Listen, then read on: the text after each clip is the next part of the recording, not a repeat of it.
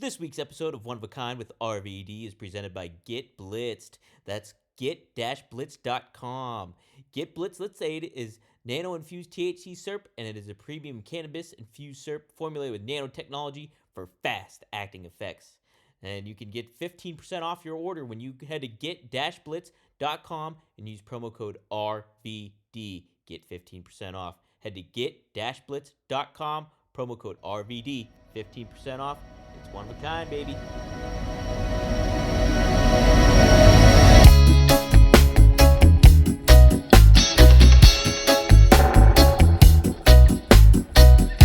What's up, guys? Yeah, I am pumped. It's one of a kind with RVD. I'm Dominic D'Angelo, and guess who's with me? Man, it's Rob Van Dam. You already gave it away, bro. Did I? Oh, no. I guess the title did. Fuck it. Kind of Anyway, my answer is Steve Williams. Ooh, Dr. Death? Am I wrong? No, you're not wrong. He's here. I like the facial hair, dude. Thanks. It's for the play. I can't wait to kind of shave it. It's like the Van Dyke. I got to play a King of Bohemia. So, the final weekend, if you're in Pittsburgh, let me know. Very bohemian of you. Very bohemian. You're not going to keep it? I would keep it. I might keep it for a little bit. Let's ask the chat room. Should you keep it? Okay, guys. Or should it go? Yeah, you let me know. It all depend on you guys. If I think it's a keeper. You think it's a keeper? Okay. Katie when she drops in on us too. Okay, yeah. She'll be the ultimate decision maker for me. Maybe D. Now, why? So, have you ever been tempted to grow a beard, Rob? Like while you wrestled? No, but I have for like you. Yeah, for acting stuff.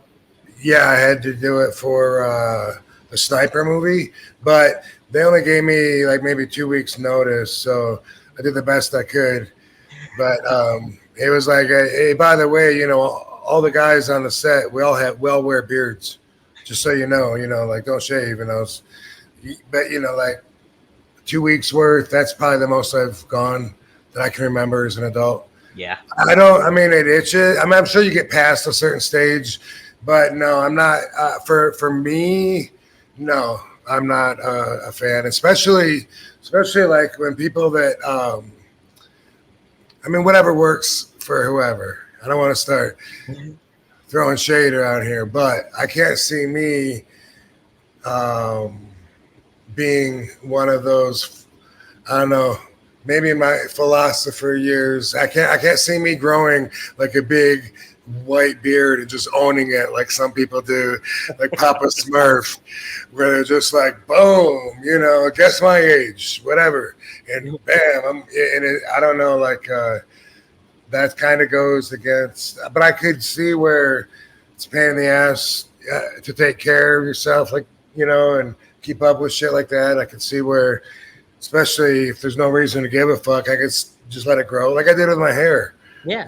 I had this conversation with Dee and Katie last night because Dee was saying it's amazing that you've had your hair for so long, always the same. And I said, yeah. What's even more amazing is that I don't even like it. You don't? That's what she said. She was surprised. Like, I don't give a fuck. I can't picture it looking different, but I do this, one, because it's really easy. Two, it's my character. It's my image. I am my image. It's what I make money off of, like this, and video games and in, fucking action figures, whatever. I mean, a lot of actors will get fat, get skinny, look old, look young, and go through all the looks, short hair, long hair. But I'm not a full-time actor. You know what I mean? I'm full-time RVD, and once in a while I act as a different character. But so no, when I look at another dude and he's got my hair, like for long as I'm not like, he gets it, man. We look cool together. Yeah, bro. No, I'm more like, damn, man, that's how I look. Like, well, people are used to seeing me. No, sometimes I am. Sometimes I'm like, exactly like that. Like, damn, man, is that how I look? That dude looks ridiculous with a ponytail. But I don't care, though. It's like that's the thing about it. So no, I would not defend my look. I would just say it is what it is, and it's something that I don't put anything into. So, you know, Katie's the one that keeps me up with, taking care of myself and stuff. Otherwise, I could see, you know, I could see. Uh, I mean, I only get a cut like once a year anyway, which is coming up next week. It's Oh, just, really? yeah, like it's been at least it's probably been a year, but it's too fucking long. It starts getting falling apart at the end. Plugging your shoulder kind of thing, like that All kind of. kinds of things. Trying to even put it in the ponytail, it's so long to run it through. It'd be like trying to tie a bow with your shoelaces with a string that's way too long, and you're still trying to pull it through the hole. By the time your other fingers are already tightening the knot around it, and so I wasn't ready yet. And anyway, then you got a compromised ponytail, hair is split between your bands, going every which way. So it's not something that I do because I take pride and fuck yeah, man, this is the coolest haircut. No, mine's the coolest. No, I got the coolest. Rob, did they ever? We talk about that on here a lot. So Yeah. Did film people or anytime you did acting gigs, did they ever like ask you to cut your hair, or would you if you had a big role like coming up that like required it or something like that? I mean, it has to be to an extent. I mean, I couldn't not shave it. I mean, as Ted DiBiase taught us, there's a price for everything, Yes. Mm-hmm. So let me put it that way. But I mean, if you want to shave my head bald, let me find out how long it's going to take to grow it back, how much money I'd be sitting out on in the meantime. And then if you want to compensate me for all that, we could talk. We're all whores, man. That's it. We all got a price. Yeah. Everybody's got a price. Old Ted. I remember, I got asked this one time by a friend of ours. You won't believe who it was. What? Who? I can't guess. This is between you and me, okay? Don't tell anyone. He asked me this was like 96. He was getting to know me my first year there. And he would ask me a lot of questions. Looking back at it now, being the wiser, having lived the much bigger picture, as I look back at it from this perspective, I can see he was testing me in a lot of ways. Once he was asking me about kickboxing, because he knew that about me, and Sabu had put me over to him to hire me. And and told him I was a kickboxer, I was tough, this and that. And he was like, I have a friend who's a kickboxer, and he was like, what if, would you what if I had him and you get in the ring together? Is that, and he was testing me, would you be up for something like that? And I was like, fuck yeah, book him, I'll do that. And he was like, are you serious? And he's like, he's a pro. Do you know who he is? Look him up, because I don't want to go, dude, wait, you're telling me he's 135 pounds and we're going to have gloves on, right? What? Put him in the ring. Fuck yeah. And I knew he was testing with that one at the time. You know what I mean? Yeah. But I was still like, fuck yeah. Why, fuck, why wouldn't I? But I wasn't worth very much money. I wasn't getting paid as much money way back then. And I remember another question he asked me around that time, which was, would I ever cut my hair in a match? It's a stipulation. Mm-hmm. And I was like, yeah, for enough money. And it's funny when I think about the price that I gave him, which, now I don't think people could relate to it, because you don't know how much I do make or how much to compare it to as a standard. You know what I mean? But at the time, I was probably getting like $300 a match. And I was like, fuck yeah, I'd cut my hair and he was like, how much? And I was like $5,000. I'd never gotten $5,000 before. You know what I mean? That sounded like all the money in the world to me at the time.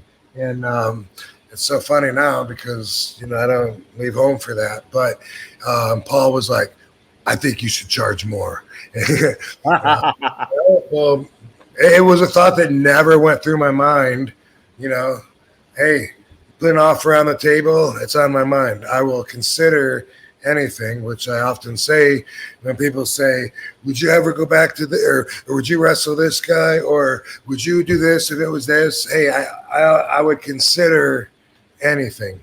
Sometimes taking something up to consideration is a quick process as far as like, is this something that I want to do? No, but that is still taking it into consideration. Right. Thinking about it, you give it a little bit of thought. Yeah, and sometimes it goes a little further. Sometimes it's like, fuck yeah, I would be interested in doing that. Right. That's the process of consideration. Yo, Rob, we're going to take a quick time out just to say that this week's episode of One of a Kind with RVD is presented by Get Blitzed. Get Blitzed Lit Aid Nano Infused THC Syrup is a premium cannabis infused syrup formulated with nanotechnology for fast acting effects. And that advanced nanotechnology formulation allows for quicker onset and enhanced potency compared to regular THC syrup. It's Delta 9 and legal in all 50 states, every single one. And you have several syrups to choose from Blue Raz to Key Lime Pie to Pina Colada to Tiger's Blood to Cherry to Grape. Just head to get-blitz.com, use promo code RVD, and get 15% off your whole order. Could be a bottle, could be a bundle, your choice. But yes, head to get-blitz.com, use promo code RVD, and it is by Mickey Ray Sinatra and Courtney. Take a look. Head to get-blitz.com, promo code RVD, get 15% off. It's one of a kind, baby. Absolutely. Guys, we are live here on OneTrueSportTV.com and Rob Van Dam's YouTube at The Real RVD. If you're tuning in live, use the super chat. That'll get you to the front of the line to ask a question. We have some One True Sport TV members here. Maddie, he's a new member, and he's a big RVD fan. Maddie, Mr. Marijuana. And we also have Yambag Jones here. We got our theme song man, Seth, in the house. Venus Beach Dub Club. Ashley BM's here. We just want to give some shout-outs to everybody. Voodoo Vic, who bought an RVD hat. We got a good crew here. So let's get to a couple super chats by Matty Ice. He asked a few. Matty, Mr. Marijuana, thanks for the $5. I found a lion in my closet the other day. When I asked what it was doing there, it said Narnia business. Oh, I get it. That's fucking. I like that. I like it. I do too. Has Rob ever met Snoop or Cheech in Chong? Well, yes. Well, I know Tommy Chong, like he's in my circle of peers. So I know him from living in California, from I think I met him through Cushionator and Medical Kush Beach Club, I think. And we're both in the documentary that's never come out about the Medical Kush Beach Club, the rise and fall. That's one of those projects that someday it'd be nice to just put the last 2% on that and do something with it. But believe it or not, there's at least 3 projects like that. And sometimes that's how production goes. So I don't even sweat it, like I don't mind starting up, putting energy into something and then it doesn't go all the way through, or different stages of developments with different stuff. That's my norm. So that helps me deal with, dang it, man, I wouldn't have got that license and had to pay the corporation license for that company if I would have known that I was going to get ripped off. Just in the end, it's like that's the cost of doing production. There's so way many more scripts that are sitting on a shelf wishing someone has already bought the option to make them into a movie, and they still are doing nothing with them. Way more of those than the other. But anyway, before I get sidetracked here, I was talking about Tommy Chong, and I know Tommy Chong, and the last time I saw Tommy, we did the 420 con in New Jersey, 2022, I think. And it was their first 420 con. They had just legalized weed recently, so it was like a really cool thing to be part of, to celebrate. Just like Tommy, I'm a longtime advocate, so I take all the W's across the nation personally when it comes to the movement. And every time someone opens up a new dispensary, like it's way more important to me that people can access things that they need or want than it is for me to profit off of it.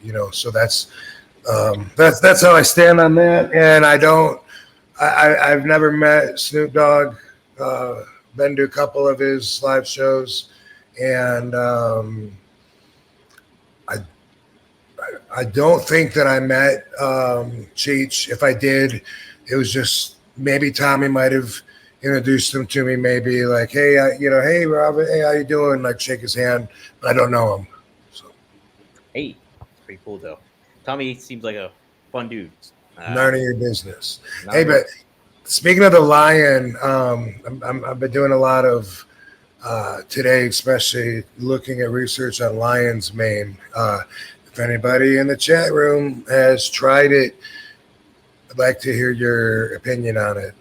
It's a mushroom, and they say that it's got great neurogenerative properties, which, according to my understanding, is what protects the brain. The neurological protectants are new neurons being formed to protect them, and just and the layer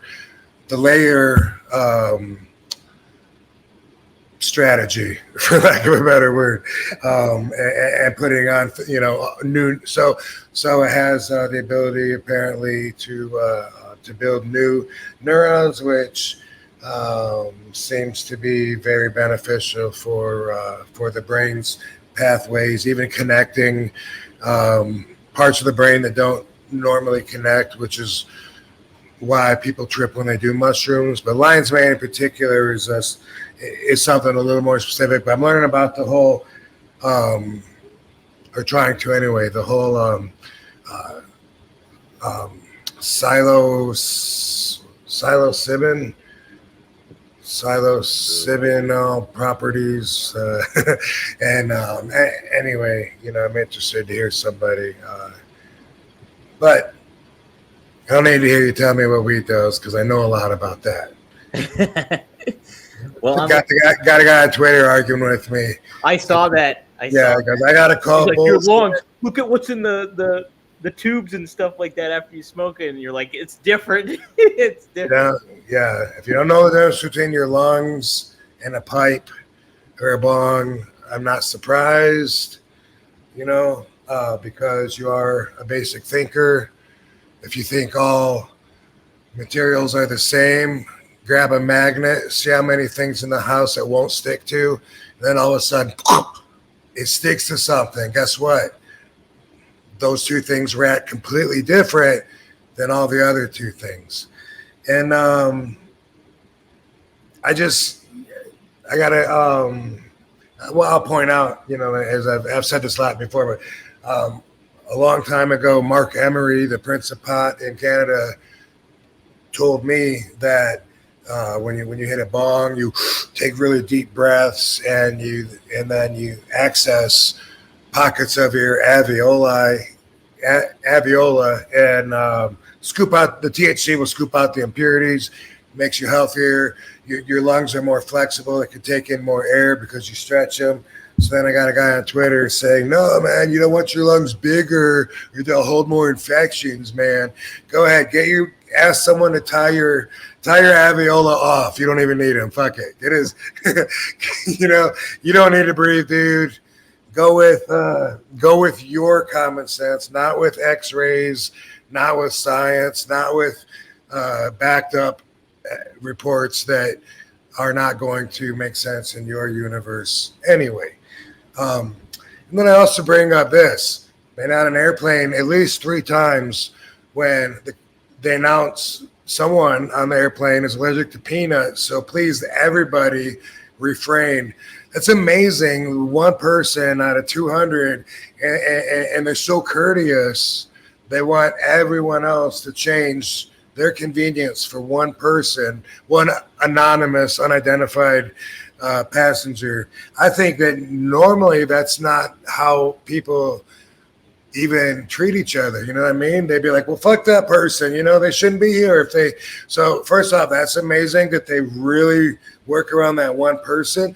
And the other thing is, there must be a reason. Like, that person must get such a bad reaction that the airline is going to somehow either be liable or it's going to disrupt their normal business if that person freaks out, hyperventilates, gets sick, passes out, whatever it is. It's going to be something that's going to disrupt their business. They might have to land early. Who knows? But that's a lot. You know, I mean, I'm allergic to cats.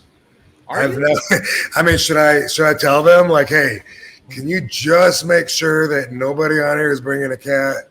Because, like, my eyes get all puffy and watery and I start itching. I get like little hives. I don't want that. You know, I'm back, you know, I'm in 4A, just, you know, but don't tell them that.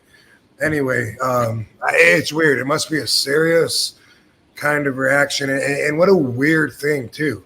But normally in society, we're not banning peanuts. On an airplane, I guess that's your little circle of reality, and seeing is believing. So, you know, that does work there. But in the rest of society, if you're such a rare person that you have some kind of genetic predisposition to have an effect on some kind of environmental stimuli that's a negative response to you, usually society says, well, fuck you. Yeah, right. You should wear gloves if touching paint, you know, somehow gets urethral into your bloodstream, whatever. It's just people are predispositioned to different things. They got to take care of themselves. You know, some people need help breathing. Some people carry around a little thing or an oxygen tank or a colostomy, a shit bag, you know, whatever.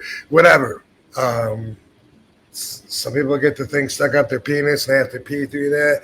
I'm just saying that it's amazing that people, because if they get a reaction off of something, that they're ready to tell everybody else, hey, this is the way it is. If you say any different, I'm calling bullshit. It's amazing to have that basic thinking mentality. So, you know, if you're tuning in here and you're getting RVD's one of a kind take, you're getting my perspective on that, whether you agree or not. That's what my values tell me. Yeah. The basic thinking stuff. We covered basic thinking on the very first episode too about all that. Yeah, but it's all, you know, just I feel like every time I talk about any of my values and any RV theology session, I feel like they're all so linked together. Like if someone did a collaboration of all of them, they don't contradict each other, you know. They flow. I'm sharing with you my fundamental values of thinking, not things I have to remind myself, you know, not like, oh, try and be a good person today. It's not like that. It's like what is at the ground floor that builds my perspective. And then that is what you see, my perspective on my choices, my actions, my decisions, my views. So happy to share that. Happy to hear, you know, other people's values as well. It's something that's a lot of people don't get in touch with. So it's good to either way. Even if you do contradict me, I'm not saying you're wrong, but you're wrong by my way of thinking. I'm saying that. That's it. Yeah. I'm looking up lion's mane, Rob. It does say, it sounds pretty good stuff. By using lion's mane mushroom, you can improve your brain function and improve your productivity, focus, and overall well-being. It also says it fights against dementia. Neurodegenerative diseases like Alzheimer's and dementia are conditions that result from cell degeneration in the brain. Our brain's ability to wire new connections decreases with time, and that is one possible explanation why when we get older, we have a tendency of our brains to function to weaken. So studies have found that two are special compounds in lion's mane mushrooms that can stimulate the growth of brain cells. Hallucinogens and I'm not attempting to say that, but that's what they say about lion's mane. So Yeah, so it's not new to me. It's been around, but the thing is, well, the shrooms has always been kind of like in the peripheral of my world. The longer you're alive, the more that peripheral shit moves forward, and you end up learning a lot more information on something that just wasn't your main focus before, but it was kind of in your world. I find that out all the time. I'm learning stuff that I never knew I would know how to build this or whatever, but I always thought it was cool and interesting. That's why, that's why it's good to live long enough to be able to tap into all those different affinities. The shrooms have been around for a long time, obviously, centuries before Christ Almighty, and the science behind it. And I've had people hand me like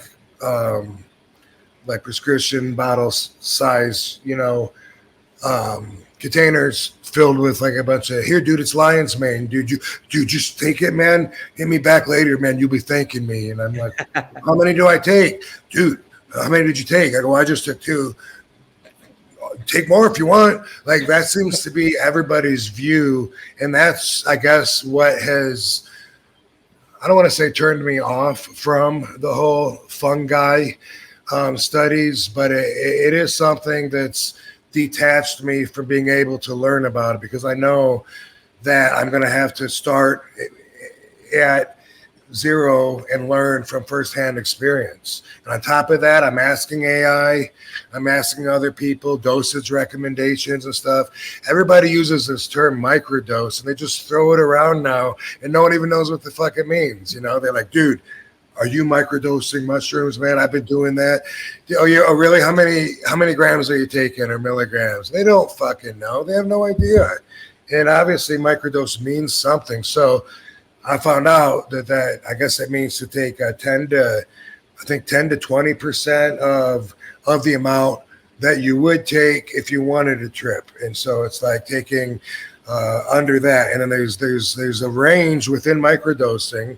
And of course, it depends on your body weight, your susceptibility, a lot of factors, your own personal brain chemistry, of course, just like everything. But there are suggestions to go by, which are confusing, just like always, because this will be talking about a dry powder, this talking about a liquid extract, comparing milligrams to grams, and a lot of it I'm going to have to learn from experience. But I'm down to learn about it, and kind of excited about it too, about the possibilities of what I've learned so far. And this week, there's a huge cannabis industry convention in Las Vegas called Champs. Ooh. My guys from Greek Glass are there. Really? Hang out with them yesterday, yep, and saw my glass pieces at their booth, which is awesome. They got new ones coming in too. But this show was so big. I'm going to be putting the footage together and showing a little bit of the scenes of what it was like at Champs 2024. I'll put that on my YouTube page real soon, like within a week. I'm on it. But anyway, huge. I mean, the whole floor of the convention, at least the whole south wing, and then they had upstairs too, which they didn't have in the past. And I've been going to Champs for, I don't know, a long time, 10, 15 years. Not every year, but I've been going that long. I see some of the same people. It's cool to see them after not being there in a while. And anyway, a lot of it was about shrooms this year, and a lot of it was about kratom. Mm-hmm. A lot of it was also, and so that's what got me interested in mushrooms this time. Is like yesterday, going through my samples and talking to people.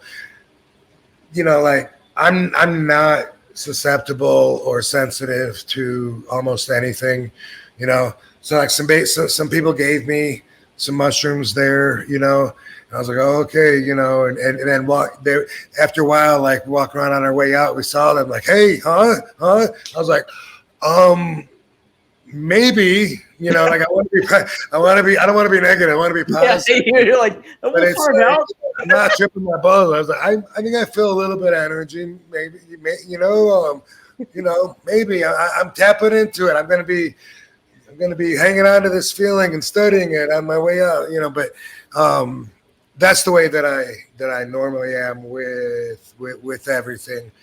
And I take a lot of kratom. I never get fucking high off of it. But now I got a company that does nanoemulsification, which is shrinking it down and attaching it to a water molecule. It gets absorbed right into your bloodstream, so you don't got to go through your digestive system. 100% absorption that way. Complete game changer. And that's not even new. I knew about that when I first got with Jerk and Jerkier about the CBD company. We had meetings about doing nano. And a lot of it is like how it works for you and what you react to best. So that's why I always say we're all different. We're all made of different chemistry in the brain, in the body, everywhere. So don't expect the exact same results that you have is what everyone else is going to have. That's stupid. It's stupid. I mean, maybe you're right. If I get my head cut off, I'm going to assume I'm dead. And I'm going to go ahead and tell other people, hey, by the way, guys, if you get your head cut off, probably your heart's going to stop, pretty quickly. That's extreme. But to say, hey, if you get if you stay up all night and you don't get any sleep like you normally do because you got to work through, you'll start seeing shit, man. Maybe not. Just because you did doesn't mean that everybody else will. And you're basic thinker having a basic conversation. Hopefully you got another basic thinker because that's very non-productive. Man, imagine being married or having a relationship with a basic thinker. It kind of wouldn't line up though. Like you probably just wouldn't happen, It'd just be like, I'd just be I don't know. Just thinking about that, it's kind of like, yeah, you want people to think a little outside the box. Yeah, I mean, but whatever is a good match for somebody, you know what I mean? A lot of my peers just want somebody to, to marry them, to have their kids and stay home and cook food and keep it clean while they go out on the road and live like a rock star, and it's like whatever works for whatever, every sitcom, by the way, since the beginning of the time portrays the husband / father as being the ultimate basic thinker. Yeah, right. We're all Homer Simpson, like, chocolate. Donuts. But I think also we all once in a while catch ourselves doing something and be like, yeah, that's stupid. I wasn't thinking about that. Mm-hmm. But it's definitely something to be aware of. Absolutely. If you can. A lot of people chiming in about this. Oh, go ahead. Also, I wanted to say the THCA, that's what I'm smoking right here because it's a sample from it. People are asking me what I think about the THCA. And I really just learned a lot about it in the last 24 hours, from my Greek glass comrades. And then I asked AI. And like always, I like to have a few different sources before I start telling people this is what I learned. But we had fake cannabinoids that were legal pot over the last couple of years, and that included different deltas, Delta 8, Delta 10, Delta 11. And also we had THC1, and we had all these different lab-created cannabinoids. And THCA is different. And so this is what I've learned about THCA. It's one molecule off from being THC, which is straight up marijuana that is still federally illegal. Okay, that's Delta 9, THC, tetrahydrocannabinol. THCA is tetrahydrocannabolic acid, and that's what makes it different. But just like a stem cell can become another cell, androstenedione can become testosterone. It's a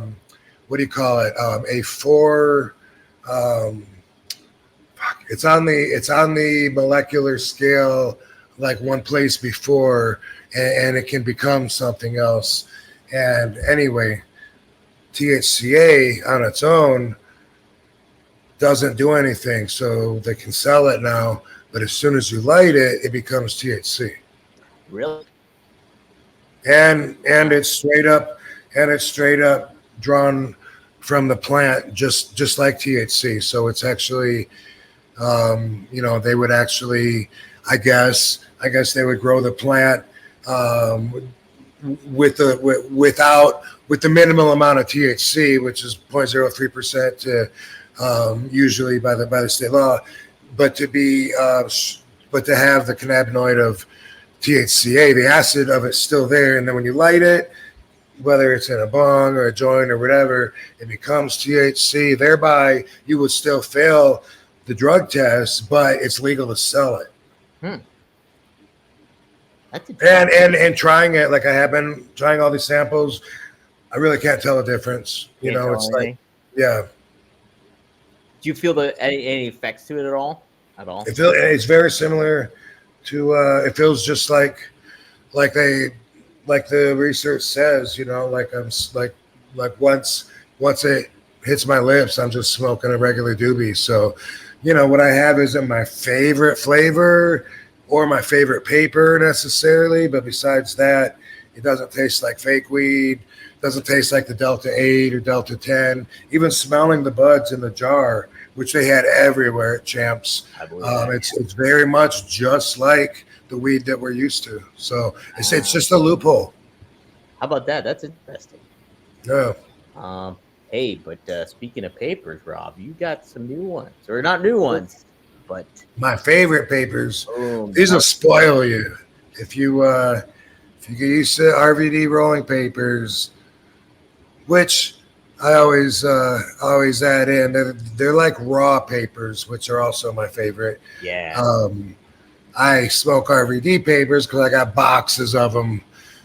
But raw papers are the same thing. They're unbleached, so you just taste the weed. And actually, they gave me a bunch of gifts at the raw booth yesterday. Yeah, Josh, the owner, he's always creating new stuff. Anyone that follows raw papers on Instagram knows what I'm talking about.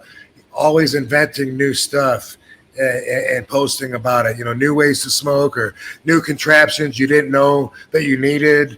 Like, what is this? It's you hold your joint with it. And it's like, what? Everything from everything to everything. And anyway, they gave me a bunch of stuff yesterday, and one of them is not reachable right now, but it's even thinner than the normal papers. And he was telling me that it takes him a while to roll with it because they're so thin that it makes it more challenging. But he said afterwards, he said for him, it's a game changer because he can taste the cannabinoids in the flower.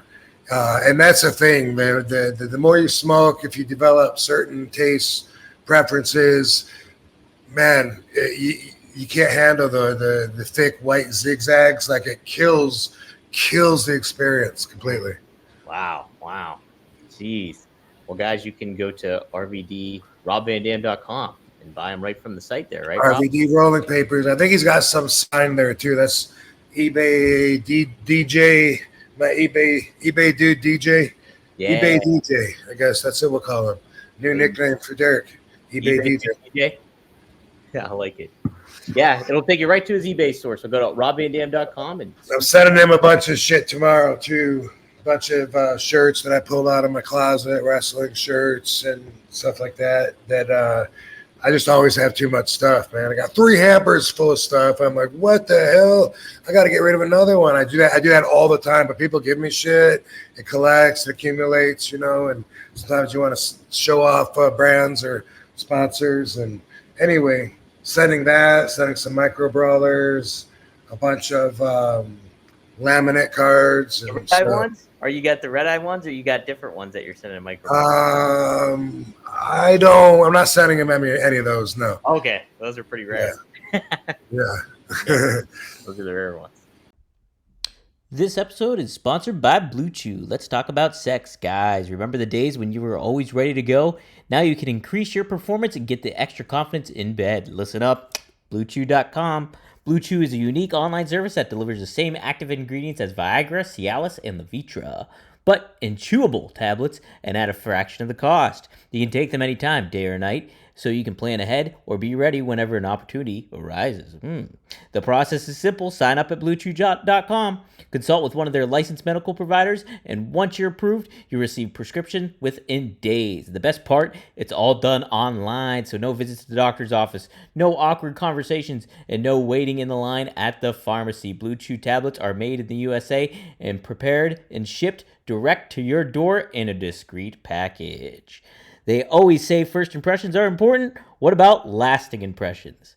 Blue Chew wants to help you have better sex. Discover your options at BlueChew.com. Chew it and do it. And we've got a special deal for our listeners. Try Blue Chew free when you use our promo code RVD at checkout. Just pay $5 shipping. That's BlueChew.com, promo code RVD to receive your first month free. Visit Blue Chew for more details and important safety information. And we, RVD and I, thank Blue Chew for sponsoring the podcast.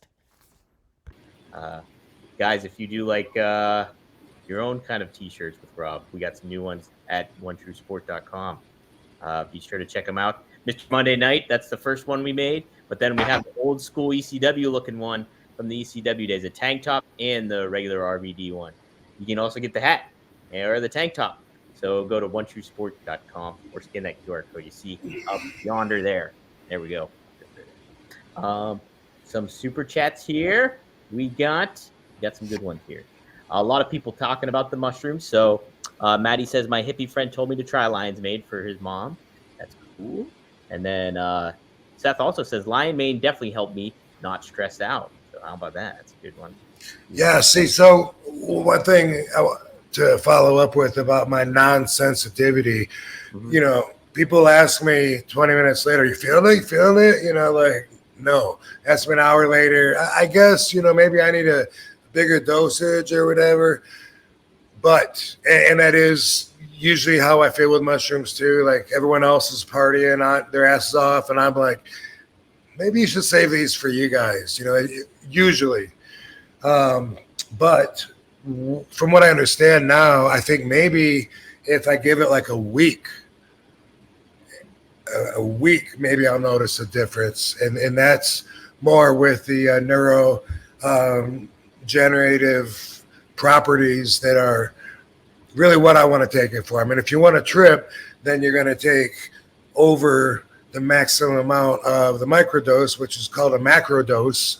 And I'm learning all about that, you know, but I appreciate the input from anybody, especially from their experience, not just from what they've heard, because I can look up my own shit like that. Right, exactly. Let's see. I want to make sure I get all of them covered here. I didn't pass any of those up. So next week we'll bring it up. I'm going to take them every day. Although I ordered some that I'll get until Saturday, but I'm taking some that might be real or fake that someone gave me for 2 days, and then I'm going to start. I'm going to take it every day for a while and see, because it looks like there's reason to believe it could help. Hey, nice. Well, yeah, we'll have to keep updated here for it, right? Yeah. See how it goes. It talks a lot about for really people that want to be creative, and you know, not just people with Alzheimer's potential or brain damage, but just people. It says that it's somehow like it does things in your brain that aren't normally done. It connects areas that aren't normally connected and allows you to think in it from a different perspective. And some of the things I saw said that, you know, for someone that wants to really get creative, that lion's mane helps them actually get in a position where they're not thinking from their ego, and it pulls them apart from that solid foundation of perspective, and allows you to see things that you wouldn't normally see. And some of that I get from my experience. So, you know, some of it I'm pretty stoked about. Sounds awesome. Yeah, it's neat kind of just trial and error kind of stuff too when it comes to a lot of that thing. Maddie says, I noticed like I had a good trip in when I was in Hawaii on shrooms. Oh yeah? Yeah. Like I've had a really bad trip with Joe C years ago. And usually I don't feel them, but I was eating a lot of them, trying to catch it. And when I caught a little bit, I was like, okay, I get it. Like I'm seeing little traces, like in the patterns and the leaves and the trees, and so every time I kept feeling a little bit, I was like, okay, I get it. So I don't want to lose it. When it start going down, I'd say, wait, let me eat some more. I was trying to tap into that. And one thing I did notice was that there was so much that I noticed that I normally wouldn't notice, but it was so obvious that it's always been there. Yeah. And so that's like what I understood when I was hearing someone else explain that helps them in a creative way, because I remember being at the urinal, tripping at whatever hotel restaurant, and I was pissing, and I'm looking at the wall, and the patterns of the wall it was bricks, so they're rectangular bricks. And just looking at it, like, holy shit, there's like messages, tiny little scribbling that goes all the way along the bottoms of the bricks on all of them. And it wasn't English, so I didn't know what the fuck it said, but it drew me in. And I was just like, like, what else?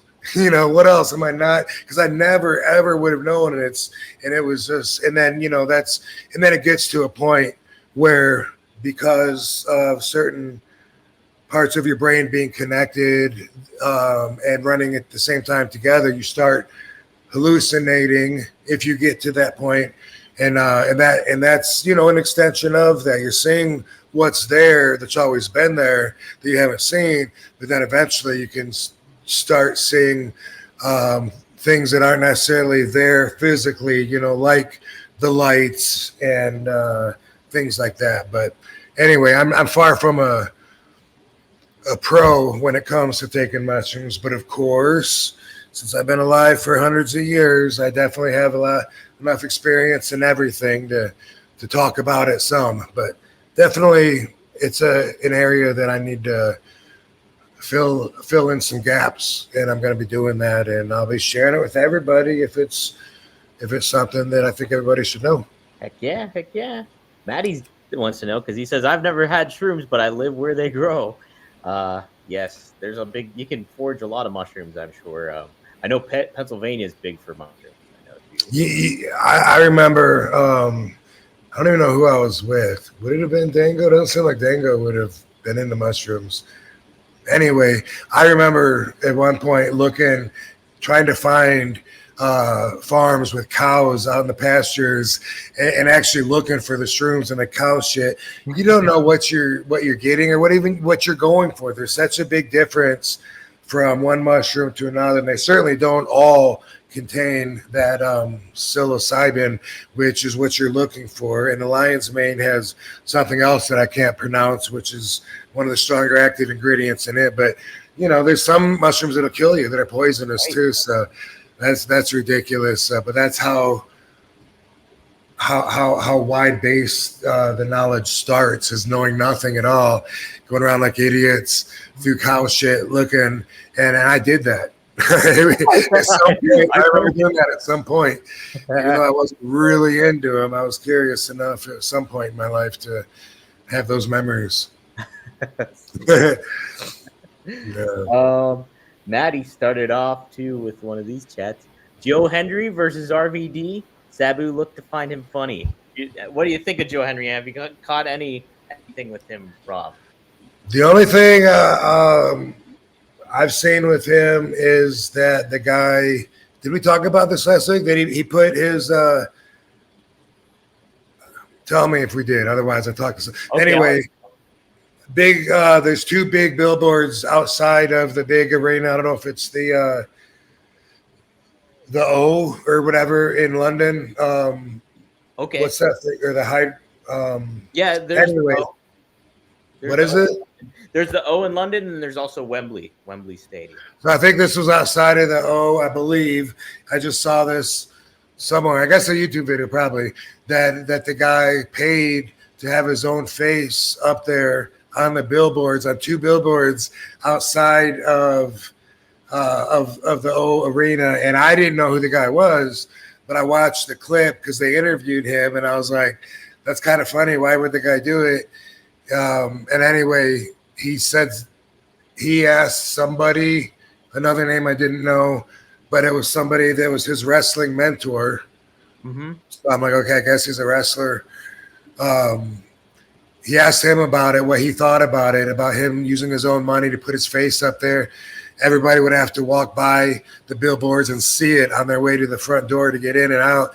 And his mentor told him, I'm not sure how the business is going to look at that, but, definitely they'll say for you having the balls enough to do it, that'll stick around a lot longer than any heat or something like that. And I got to say, I mean, that's the kind of shit that would get you kicked out of the dressing room back in my day. Yeah,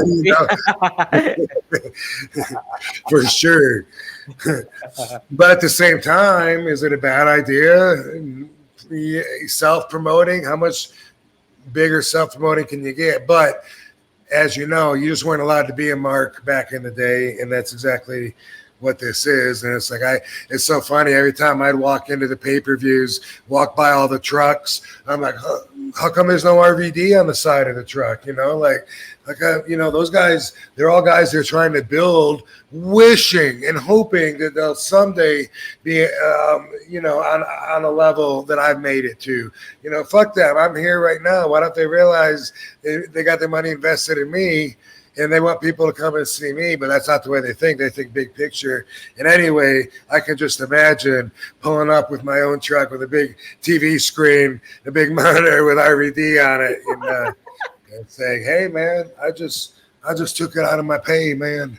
That's it, man. I don't know about him other than that, but is this gimmick that they're putting his face everywhere, or is that just? Yeah, so like if you say his name, he'll appear. That's kind of his gimmick is going on. So like if someone like magic. Like magic almost. So like on NXT, so he's in TNA. That's his mainstay is in TNA, but NXT has been doing like a TNA crossover, and Joe Hendry's been a big part of it. So somebody will say his name, and then on NXT, like he'll pop up on a screen or something like that. So he's been real. It's been a fun gimmick kind of thing, and apparently he does like parody songs too. And so in Britain, like he's British, I think he's British, but he did a song. His theme song was like hit #1 on the British charts or something like that.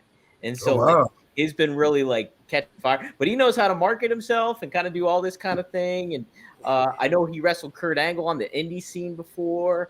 And so it's pretty neat to kind of see him doing this. But a lot of people are curious if his gimmick though will just stay as a comedy actor, or if he'll be able to elevate himself to like a more kind of serious main event kind of role, and how he'll be able to make that transfer. If he'll be able to make both work, so to speak.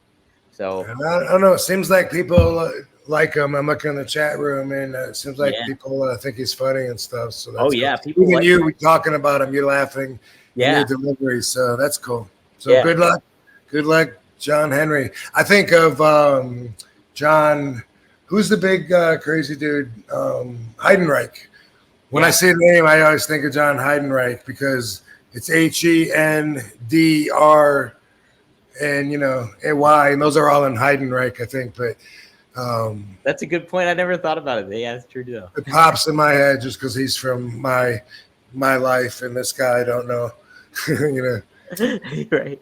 Maddie says, if you YouTube best Joe Hendry entrance, I laugh my effing ass off. So okay, check that out. Oh, this is an interesting one by Maddie. Did Rob watch Mr. Ed? Please YouTube Joe Hendry. Also said. Did you watch? Did I watch Mr. Ed as a kid? Yeah. Did you watch Mr. Ed? Sometimes. Yeah, I didn't get it regularly, but I would get it when I would visit my grandma in Detroit because we only got the 3 local channels, and then she got a couple of other channels in Detroit we didn't get. I don't remember anything about it except for the theme song, the famous Mr. Ed. That's all. I don't remember any story happening, any characters in it. I just remember the opening. So I don't know if I actually watched it or maybe I was pretty young though. I don't know. Yeah. I remember watching it as a kid. It would be on like afternoons, I think on like Nickelodeon of all channels and stuff like that. That's something. Yeah. I was kind of, a little bit. I kind of like missed the Nickelodeon age, like Yeah. little older people, a little bit younger than me, watched a lot of shit on Nickelodeon that I didn't watch. Even my friend Eric Peterson, who lived across the street, he was only like one grade under me. But when I go to his house, he'd watch the thing where they had the slime on it. Yeah, you can't do that on television. Yeah. I remember that show. Do you know with Mr. Ed, they had to make him talk, they'd put fucking peanut butter in his mouth. And that's how they would like record him talking, quote unquote. I do also remember a scene of him, the horse playing baseball. Yeah. It's cool how back in the day, you know, before everything was done to death, until you could digitally recreate it and make it way better than the original. But just, I love that about history, like in a lot of areas, but motion picture industry is and Hollywood history is a big area of my affinities. Keep saying that word tonight, but just how they, you know, like before you knew how to do stuff and before there was experts, it's, you know, it's like, hey, how are we gonna how are we gonna on our budget, you know, make it look like all these people are fucking you know, like we got 1,000 people running by the camera. Well, you know, get as many people so it's thick, have them circle behind the camera and keep running, you know, and boom, you know, and then it's movie magic, you know, Charlie Chaplin days and shit. I love that. It's yeah. And I always think it's so much simpler to understand now that we grow up in much more technological times, you know, that I always think I could go back before there were standards and I'd be the best Tarzan. That's what I always think. Like, I'd be the best actor out of all of them when they haven't seen shit yet, you know, like in the 30s, maybe. Yeah. I still think that's the thought I've always had, though. I still think you'd be great in a Mortal Kombat movie. Yeah. I think you'd kick some ass in that. Literally. Let me see here. There was something else I wanted to cover. There's a movie. This weekend is San Diego Comic-Con, and there's a movie trailer being introduced that RVD is one of the stars in that hasn't come out yet, and I'll just leave it at that. Ooh, all right. Yeah. All right. I like it. I can't wait. I gotta keep my eyes peeled. Right. Maddie says, Van Karthoven is my last name. My cousin says he will show me his backstreet cafes. Only one of my cousins smokes in Holland. I've never been Holland. Have you ever been to Holland, Rob? Yes, I have quite a few times.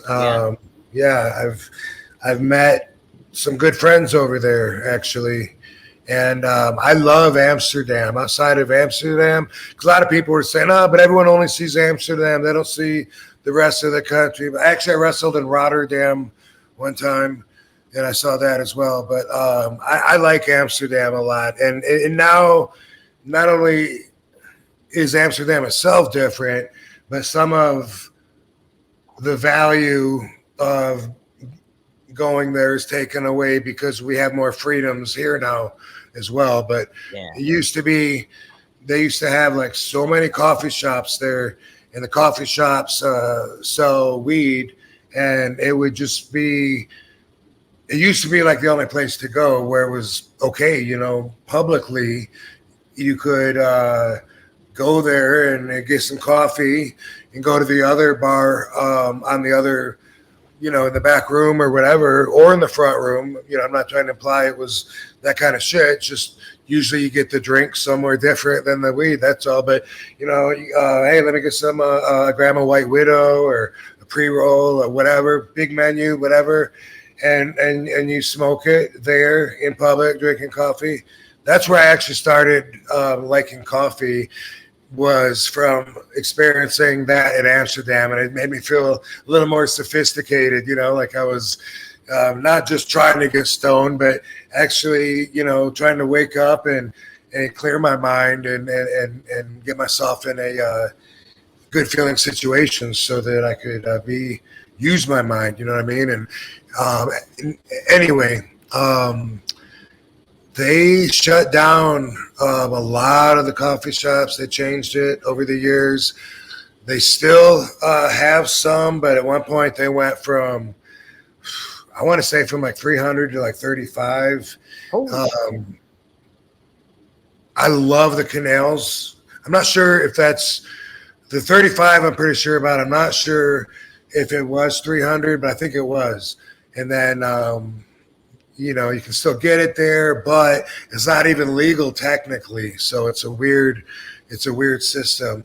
But besides weed, which a lot of the marijuana world knows Amsterdam for weed because they used to always host the Cannabis Cup, which High Times magazine would promote the hell out of. It was a once a year event, and then they changed their rules, kicked us out, and then I went to Jamaica, and they said, "Oh, okay, wait, we want the tourism back," and then it went back to Amsterdam, and there's been some changes, but I like the way it's set up. I like the culture. I like how free thinking the people seem to be. There's a non-judgmental vibe there. Even just, you know, a father walking his kids, you know, by on the sidewalk, whether you're out there smoking or whether you're someone spray painting on the sidewalk, or whether you're a street performer or a homeless guy or whatever. It just seems like I didn't see a lot of homeless people there either, but it just seems like everybody overall has like a vibe to use as goals. I've always felt like that there. I like the canals. I like the narrow face. The buildings are so narrow, you can't carry furniture up the steps because they're so fucking steep. Wow. So they have pulleys outside above the top window to carry furniture, and they all have pulleys. You see them. That's just part of the Dutch world that is different than us, for them to pull their furniture up. And I've always liked that people think because of my name that I'm Dutch, because of my professional name, that is. They also think I'm Belgian. But I haven't been there in a little while. You know, I probably shouldn't say this, but I already know I'm going to, so fuck it. I'm not trying to talk bad about somebody. I'm just sharing a story. But one of my favorite places was called Funny People. And one of the reasons it was my favorite cafe, it was my favorite cafe. I liked where it was located. It was a little bit a block off the main beaten path. But the guy was a wrestling fan, so of course I'm going to be drawn to that because he treated me good. Also, for the Europeans, that it's very popular to put tobacco in with the weed and smoke it. And Funny People, if you were going to do that, you had to sit behind the glass in the glassed off part of the place. And in a lot of places, it was the opposite. If you wanted to be fresh and smoke fresh weed with no tobacco, then normally you were subject to whoever's sitting next to you and whatever the fuck they were going to do. But at Funny People, didn't have to breathe in tobacco because all those people were off there. The guy was a wrestling fan. I liked the coffee. He was telling me that he remembers seeing Bam Bam Bigelow over there and saying that Bam Bam was pretty fucked up. Mm-hmm. And he was talking heroin, but from my insight, I know that Nubain was something that Bam Bam liked to do, which I understand is similar to heroin. So I see the guy could be mistaken, or could have liked it all, whatever. I don't know. But I'll always remember Bam Bam's gone when I'm having this conversation with the guy, the owner of Funny People, before he had to close down when they changed all the rules, and he was a sacrifice to the new regimen. But I remember him telling me he felt like Bam Bam was going to go soon. He said he was out there, you know, like in the streets, fucked up, you know, which makes me think maybe saw him passed out, sleeping. If you've seen anybody that's under the effects, sometimes they're just that much above being asleep. and that's no way to be out in public either. But that always goes through my mind, and I thought, that would have been a cool connect to have to talk to Bam Bam about funny people in Amsterdam, right? That's a fucking, isn't that the cool place, man? Fuck yeah, I like it too. But we will not have that conversation, alas. Jeez. So I'm looking up Bam Bam. He was only 45 when he passed away. 2007. Autopsy found Bigelow's death was due to multiple drugs found in the system, cocaine and benzo. Contributing factor to Bigelow's death was atherosclerosis. I don't know what that means. Arthroscoliosis. ATH. Yeah, arthroscoliosis, I guess. Scoliosis. What is that? Sounds like something to do with your heart. Yeah. Up, maybe. Yeah, maybe. You might be right. Arthroscopic is slightly invasive surgery that's done with just putting a hole like in your knees and going in and a camera. So, yeah, I don't know. But anyway, full circle with Bam Bam. I remember seeing him on the TV in my mom's kitchen before I was going to a live wrestling show and seeing the wrestling school that he was at and thinking, fuck yeah, man, that's awesome. Yeah. And then, of course, I had the great matches with him that because of working with him, I've reached a whole new level, because of him. So he's always going to have that connect with me as far as I'm concerned. Absolutely. And it's kind of neat, too, because, like, if you were a kid around that time and watching wrestling, it was neat because, like, oh, man, I've seen Bam Bam before. He was on WAF. He wrestled Lawrence Taylor, whatever. And then all of a sudden he's in this completely new environment of ECW, and he's going up against something like a Rob Van Dam. And it's just a neat way. Yeah, I like the chemistry between him and me, and again, like I was at that point where I just felt indestructible. Like whoever it is, you know what I mean? Like one, I'm not going to get hurt, like I had in my mind, I was invincible, So two, man, I'm going to bring it. Everyone knows I'm going to bring it. So they know they got to bring it too. And that's how I felt with my ego, but also with my engagement into the ECW vibe and being the whole effing show. Boom, loved all of it. And Bam Bam was as big of a battle in the ring, like we both fucking had to make each other work for everything. But then also, I enjoyed his company. I remember smoking with him, smoking a doobie outside the arena, and him trying to tell me that I would like that New Bane. Robbie, you got to try New Bane, man. If you like the feeling of this, you would love New Bane. I was like, yeah, I hear you. I'm okay though. Yeah. Hey, we got to give a big shout out to 3 Diglets. $100 Robbie gave us. He gave us $100. Holy fuck, man! They're our new financer. Jeez, oh man! Oh, right? What can we do for 3 Diglets? I don't know. We got to think of something. They got give them their own. They got the next 30 minutes. Yo, Van Dam, my guy. I remember my first time I saw ECW. I was like 12 at my cousin's New Year's party. I was bored at the party. Went inside a random room. Started flipping through the channels and saw you kicking chairs into people's head. You the man, Rob. Well, I appreciate that very much. There's not even a question there to answer. Not a question.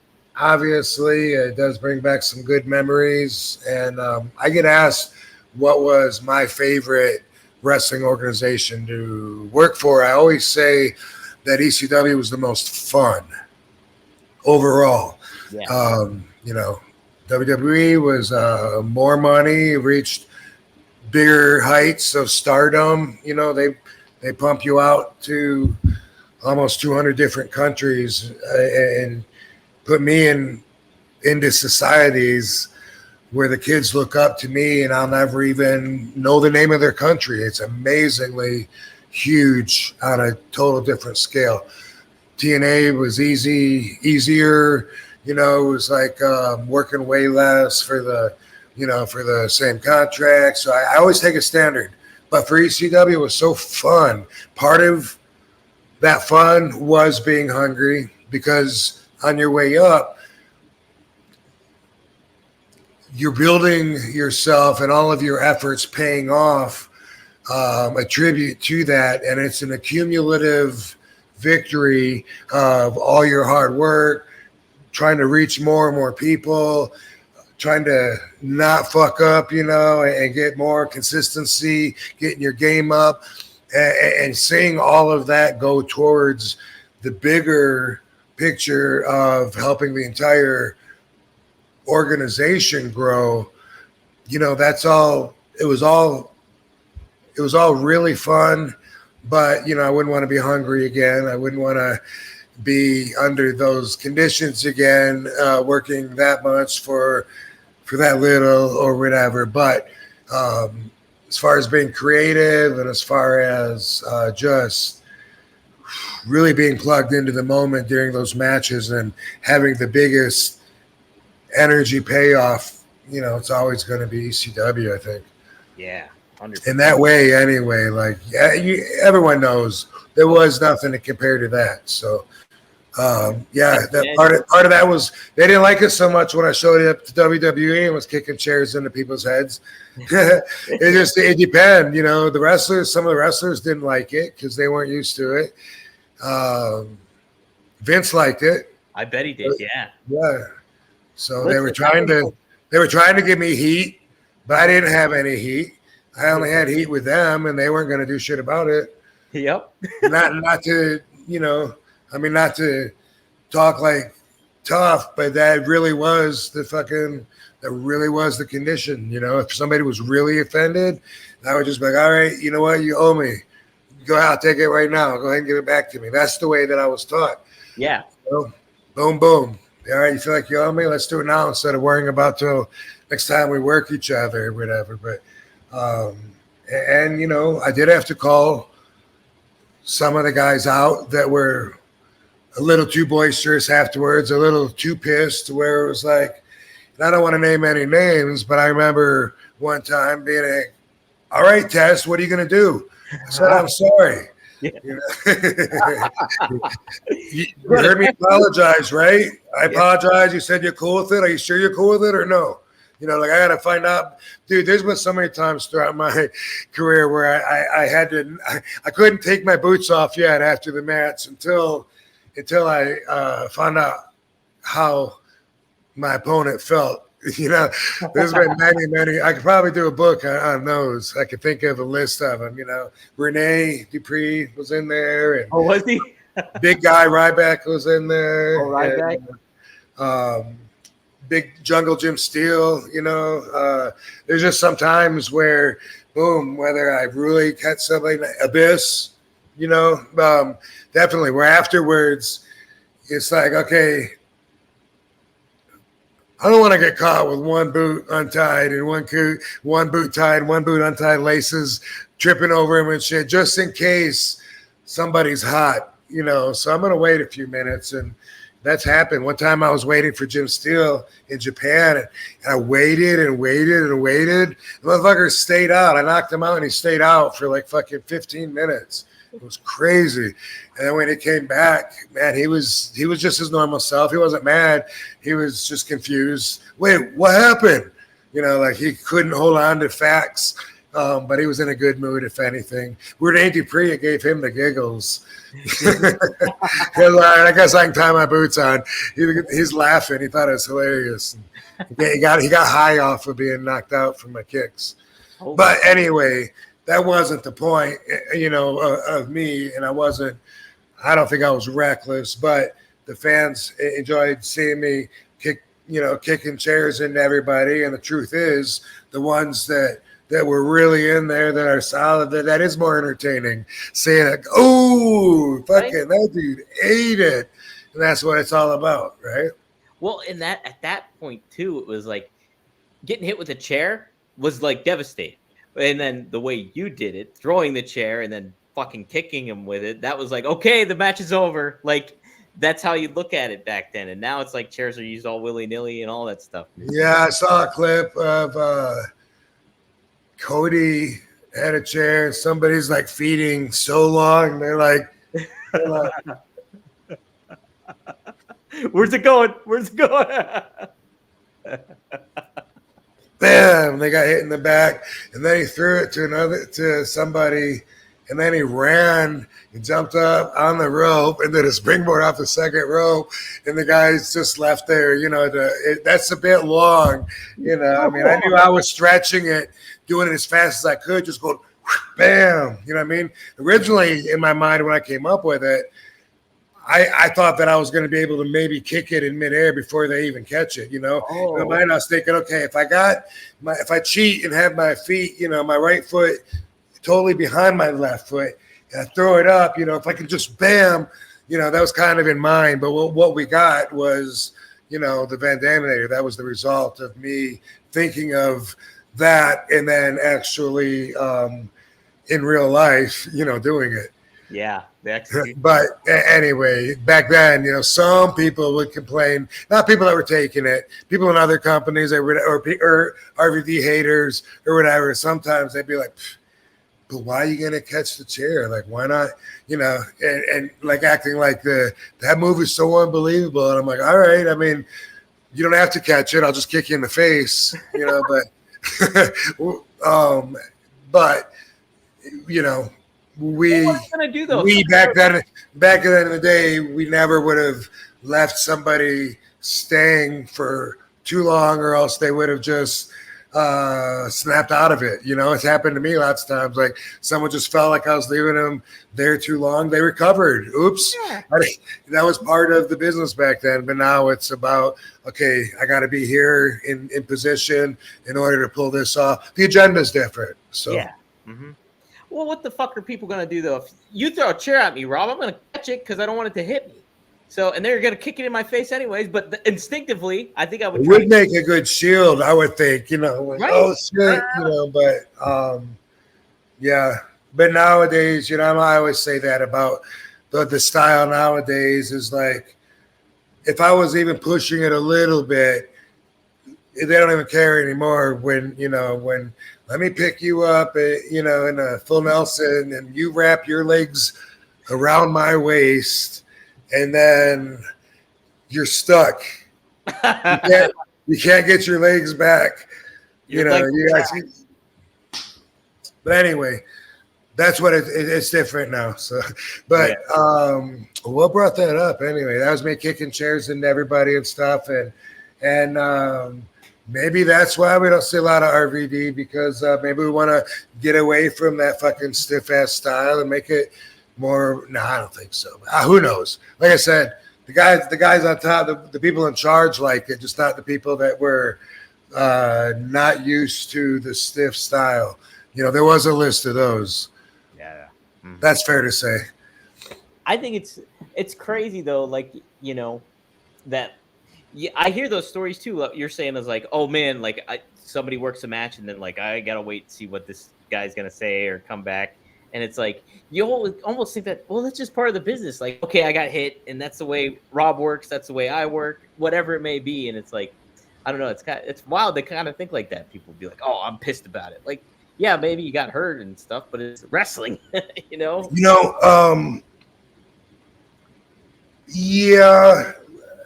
I mean, I wanted to make a comparison, but now I'm kind of stuck putting myself in the shoes of that perspective. Uh-huh. And like if you're a legend and you're in there with a young guy, and the young guy does something stupid and fucks up and hurts you, I get where, as a legend, you feel entitled to be like, let me whip this, then you don't fucking handle me like that. You know what I mean? Like, right. I get where that would come out of it.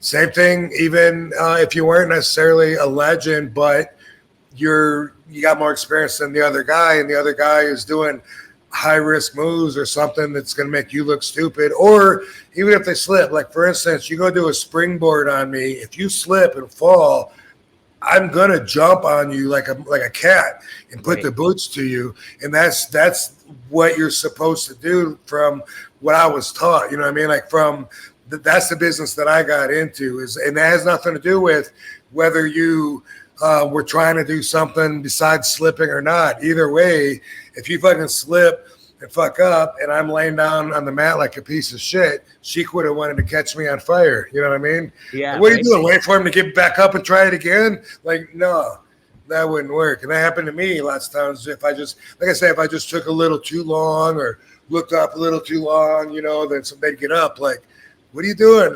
You know, someone that was a veteran would have been like, well, yeah, I mean, you left me laying there. I couldn't, you know, but. Yeah. No, it's definitely one thing if you're a veteran and like a younger guy does it and takes liberties or whatever, then I totally understand. But if it's like, okay, hey, I'm going up against Rob Van Dam. Right. If it's, You know what I mean? that's true. You know, yeah. Uh-huh. If it's like me and Rhino and I kick Rhino really hard in the fucking cheekbone so hard that he can't even sell it and it's swollen up. That'd be funny if he was pissed. I wouldn't be like Rhino. It'd be, why would he get mad? But but I think the same thing also about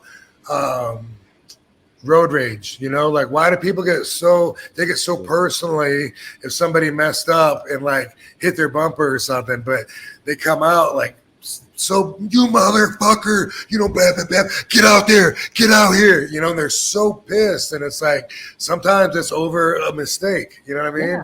Uh-huh. I get how shit escalates because like, even yesterday, like me just pulling out into the highway, somebody felt entitled to lay on the horn, beep, and I let him go. But I'm thinking, you know, like, I feel like I could, you know, be like, fuck you, you know, like I consider that option just because I'm offended that they think that they have the right to be pissed no matter what I did. Even if I was at fault, you don't have the right to be pissed at me, you know what I mean? It's like, but honking the horn back would probably piss them off. Just beep, honking it back at it would be like, what? I have the right to honk at you. You don't honk back at me when I'm honking at you when it's your mistake.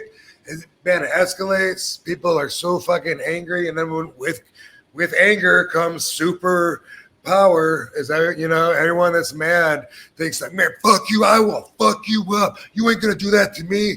Anyone that's, you know, when people get mad, they are super people in their head. Right. In their head. I don't know if you saw this or not, but I seen this posted on 3 or 4 different channels on Instagram. So I even reposted it because I thought, man, people got to see this and keep this in mind. But it was same situation, some kind of boom car incident. But the guy goes up to the car pissed, and he's got a gun in his hand. Have you seen this? Goes up, bam, bam, bam, and he's like, first he's knocking on the window with his gun, and then he's got the gun down to his side. He's blah, blah, blah, and he's yelling. What do you think the guy inside does?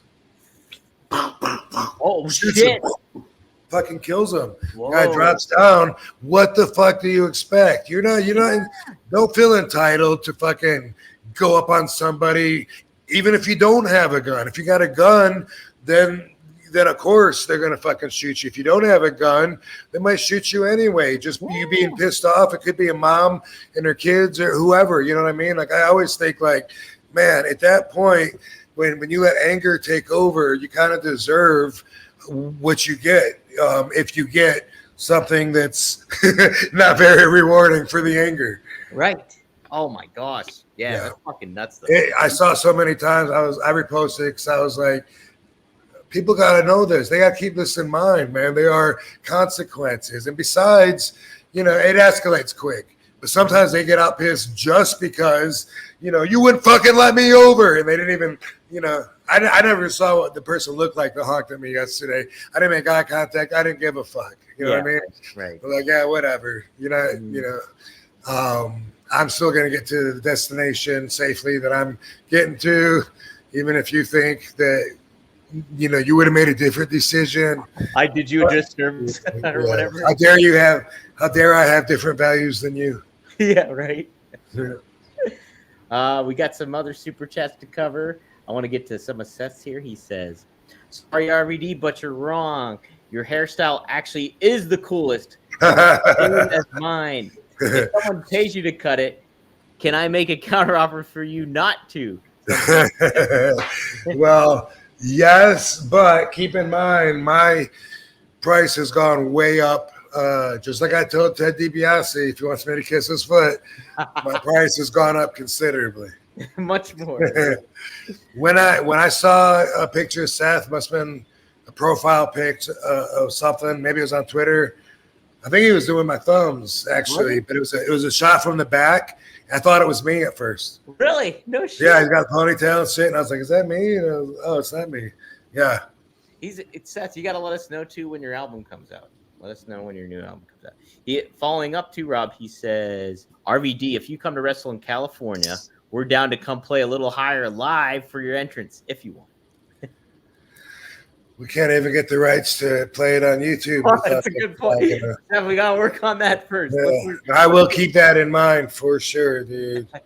And I'll help you push the song, advertise it, or however that works. I don't know how it works, but fucking happy to post it out or whatever, Oh, yeah. Get the word out. It's such a good team. One thing that I thought about doing before for a contest, I guess a contest, even if it's not a contest to follow all the way through with, it's at least a thought. Yes. RVD is known for caring about his fans and listening to the fans and being genuine and all that. And I thought about this a long time ago. I never shared this thought though, but I thought like I should ask. I got like 1 million followers on Twitter, whatever. I should ask them if you had. In other words, if you were RVD, what would you post? If you had the opportunity to post something to all these followers instead of the 13 that you have, how would you take advantage of that post? Like if I gave you free rental on a billboard to use one time and boom, show the world, what would it be? And that was a thought that I had. I didn't think it all the way through to think about, should I have people send in ideas and then pick one or whatever? But I think that I wouldn't mind whatever it is doing that and sharing that person's fucking post, which I know a lot of people don't have the ability to reach a lot of people, which keeps people basic minded sometimes, not everybody. But it is a good reason to not grow when you don't travel in very big circles. But anyway, I just wanted to share that incomplete thought. And I do wonder that. So, tweet me or fucking comment if you want. I'm not saying that I will post it, but I am curious. What would you post if 1 million people were going to look at it? How about that? Yeah. We could think of a little hashtag to use or something like that, too, if you want. We could do something like that. If you have something, use hashtag PitchRVD. How about that? PitchRVD, and we'll see what happens. Other super chats. We got a couple from Maddie still. I noticed JR smokes now. I think Stone Cold should smoke. It's Stone Cold. Yeah. He'd have better chats with his cats. What did RVD think of? We know about Mike Awesome, but what did RVD think of Mike Awesome? You had some great stories already with Mike Awesome. And, yeah, I loved Mike Awesome. He was at one point he was next to Sabu, probably the closest guy in the business to me. We were road wives, which is what we call it when we travel together. 2000. Well, it was 2001. It was Mike and I. Sabu wasn't even in the company at that time. And Mike Austin, but Mike was a friend of Sabu's from FMW. So that's how I connected with him. If you're a friend of Sabu's, you're a friend of mine, and it was like that. Same thing with Louis Piccoli, anybody. But, he was in Sabu's clique if he was on the road with Sabu. And so he and I became travel partners. And actually it was at 9/11, the OG experience, when we were stuck in Houston and all the airplanes are grounded, that we picked up Sean Stasiak because him and Sean were good friends. And then it became the three of us. And then Mike was out. And then it was me and Sean for quite a while until I think they let Sean go or whatever. And besides that, Booker T and Nick Patrick and I were travel partners. Me and Sabu always will be. And I don't think anybody else. I think besides that, I've just always been by myself. But you get to know somebody when you travel on the road with them. And Mike was a germaphobe. I found that hilarious because he's a big fucking gladiator, that'll fucking squeeze you through the guardrail, but with his power. But afterwards, he was just so funny at how particular his habits were of cleanliness when we would go to eat. And it made sense. But I mean, most of us would go and wash our hands, come back to the table. He would wait because he's like, why wash your hands and then handle the ketchup bottle? That's a good point. How dirty is that fucking ketchup bottle? You take the cap off of it, and you're going to pour that ketchup on your hamburger, and then you're going to be – everyone that touched that ketchup bottle all day is now holding your hamburger, you know? And so Mike would wait until the food came, and everybody that wanted to come by and shake their hand that we could see, anybody that wanted to come and meet us was all gone, and he'd wait till everything and be like, okay, I think I'm safe. And this is after he put the salt and pepper and ketchup and mustard, and which is really smart. A1 sauce, whatever, you get the point. But then before he actually touches his food, then he would use the hand sanitizer. And I thought it's smart, but also so peculiar. And I thought it was funny at the same time. And I thought it was even funnier when he would get ready to eat, someone would come by and say, RVD, oh my God, Mike Awesome, I love you guys. He'd be like, God damn it. And he'd be like, I'll shake your hand, but can I do it after this hamburger? And him getting mad would make it even funnier. Because he wasn't joking about it. He was like perturbed at the issue, not at the guy, but just at the issue. And it was very funny. Yeah. Oh, man, yeah. He seemed like a good time. I tell you what, I think it was the first one night stand in 2005. You had that match with Masato Tazaka. And holy shit, that was like the show stealer there for that one. Sure, yeah. One of the best ECW matches ever. Like, put that up there in competition if you're voting on the best match fucking ever. So with ECW, I just great wrestler. I thought he was a great representation of ECW as a heavyweight champion. Right, I really wanted to build up the TV championship to where he and I could someday go belt for belt with a lot more eyes on us from our own separate individual efforts of putting two really strong pillars up. And I was going in that direction, but not all the way through. But I wanted to wrestle him in heavyweight championship for the TV championship.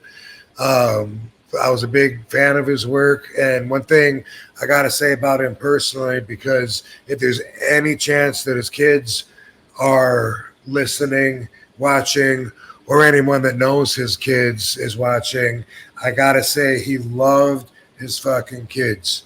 He missed his kids every moment when he was on the road.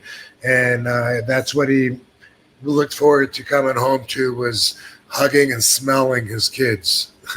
That's a good dad right there. Like talking about their kids all the time. He used to like smelling them, sniffing them down and stuff. And I thought that was funny too. That's adorable though too.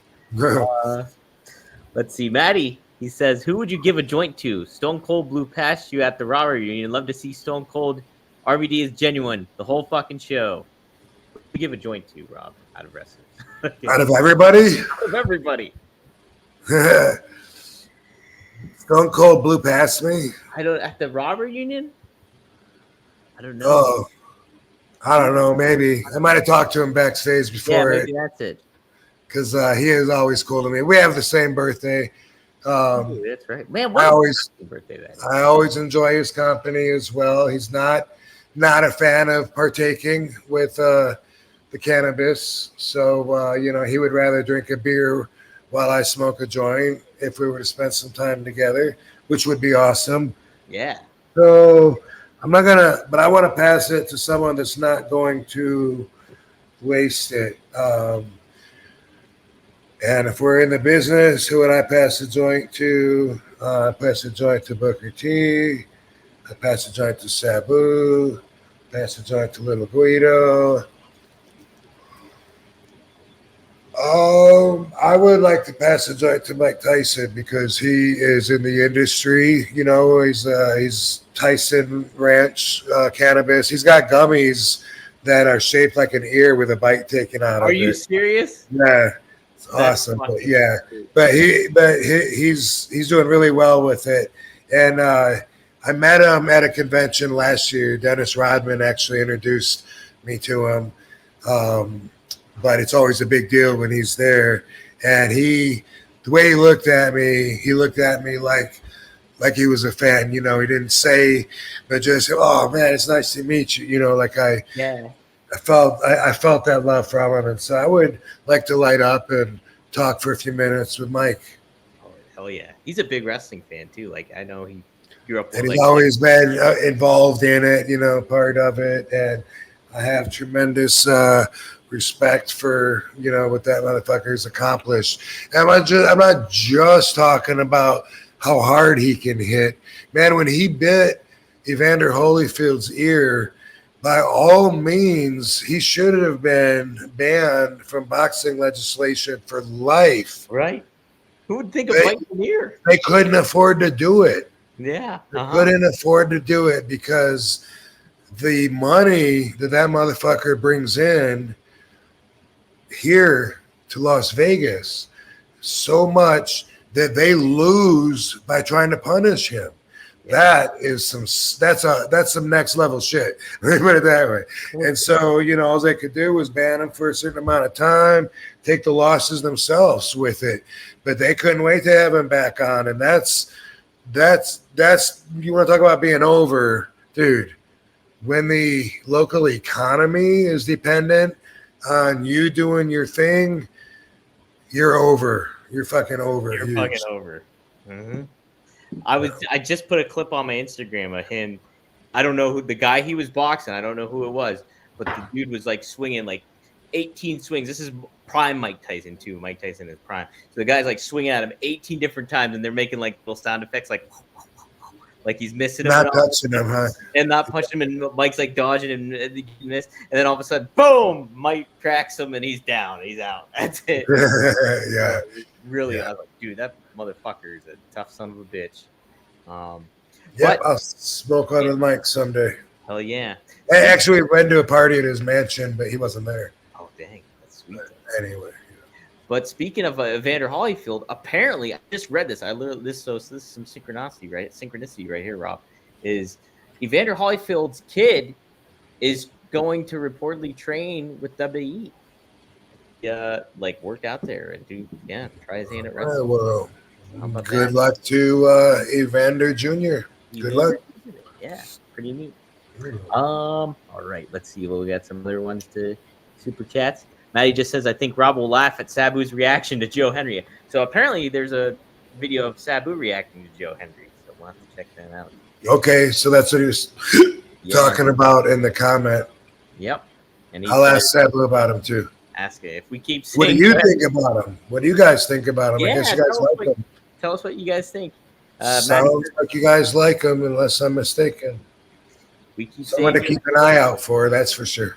That's for sure. Keep your eyes peeled. Because if we keep saying his name, he'll appear. Then he says, pick a hand. People don't F with us. Van Dam fan. So there we go. Liam Evans chimed in, just rolled up. He's also a One True Sport member. Just rolled up. Gelato times Skittles. Tried it, RVD? Have you tried that? Gelato and Skittles. You tried that? I have. You know, if you go through a list and try every combination and try to ask if I've tried every single hybrid, I don't know. But that, yes, and it's not something that's like new around here in Vegas or in LA. So that's something that's been around a lot by themselves and together. I don't pay much attention past the first time I hear it when it comes to what pot is. You know what I mean? Yeah. I maybe, or no, these are the THCA right now, but hey, my weed guy was there last night too. at the Champs. Champs. Who else did I see at Champs? Anybody worth mentioning? Was there any other wrestlers or famous people? No, I didn't see him. Um, anyway, the girl that Katie boxed was there. Just Jessie Lawless is her name. Fuck. Anyway, what was I talking about? Talking about this. People always ask me too about strains. Yeah. To me, like that's like I don't know. I guess it's like a race. If I hang out, I want to hang out with a bunch of cool people. Yeah. I don't care if two of them are black, one of them's Chinese, one of them's Japanese, two of them are American. I don't care. To me, they're just a bunch of cool people. Like I very seldomly like, are you of Irish descent? Yeah, I mean, if it's part of who they are and it comes out in the way they talk, okay. But that's kind of how I feel about marijuana and about the buds too. Like when I get it, sometimes it's Skittles, times gelato. Like, okay, sweet. If you ask me tomorrow what I'm smoking on, I won't remember because it doesn't mean anything to me because I don't care. It's like if I like it, then it's good. It's not often I don't like it. I mean, sometimes I will say, man, I got used to that weed real quick and that didn't do anything for me, or is this kind of more of a downer? Like I don't want that kind.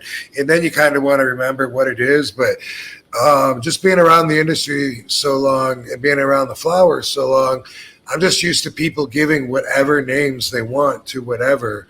And my friend that ran the Medical Kush Beach Club, where I talked about that earlier when we were talking about Tommy Chung.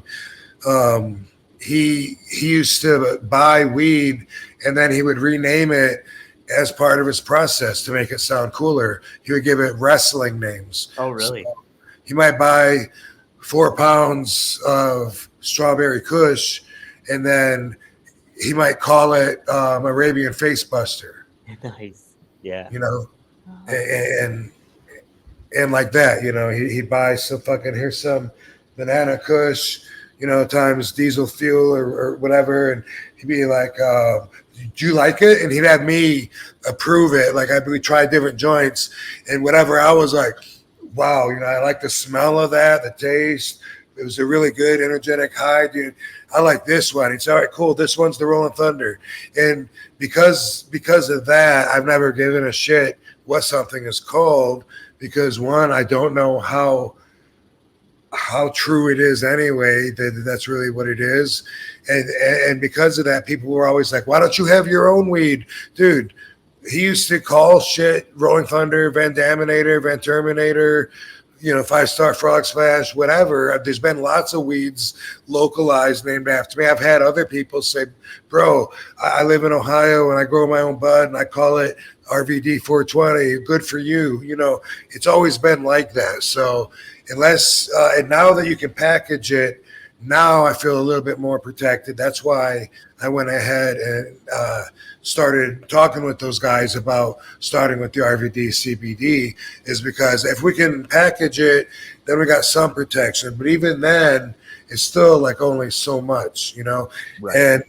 And when you come to the strains, it's not like each strain has its own logo or packaging. It doesn't. If it's gelato, that doesn't mean anything. Gelato is not going to have its own special anything. It's going to be in a whatever kind of see-through container, and bam. So because of that, I try to avoid like really strong indicas for the most part, unless I just want to heal up or sleep or got a long flight or whatever. But other than that, I smell the bud and I eventually taste it and feel it, and I just go by that. So yeah. No, it's just no. There's different things to try, but you obviously know what you're doing and handling it like that. So let's see here. Oh, I'm okay. Keep going. it's not podcast episode. I'm gonna live. You're gonna live. I feel alive now. All right. Maddie says, I want to pass the drink to RVD. Smoke to Mike, then. Smoke to Mike. Mike Austin. Say his name and he will appear, I believe, in RVD. Hey, there we go. Damn. Yeah. Yambeg Jones has a good question. There you go. Appreciate that. Oops. Fuck. Damn. Well, we're talking about him. He must be over. That's it. Who's one guy you never got to work with, or not much at least, that you would have loved to work with more, says Yambeg Jones.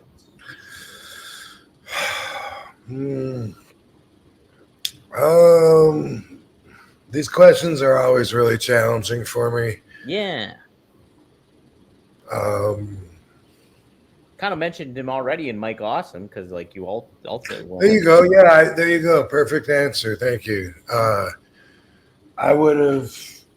See, Barbie. I would have liked to have wrestled Mike Awesome a lot more because I didn't wrestle him at all. Yeah. And you also mentioned Sid too, way back in the day. How you would have. That's true. Match with Sid.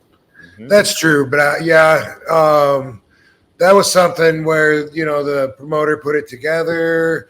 I was looking forward to it. It would have been awesome. I was disappointed it didn't happen, but that's true. But with Mike Awesome, that was a lot more long-term thinking, and it was for the betterment of the company, and it was more like, one of the only long-term storylines, if you want to call it that I feel like I was really invested in, because while I was having the best matches, in my opinion, and some of the fans' opinions of the night, every night with the TV championship, that wasn't done before. The TV championship was supposed to be more of a secondary belt when it came to importance, but here I am the whole effing show. People were cheering for me throughout the whole show till I would come in at the end, and I was doing that in a way that was good for me, obviously, but good for the company,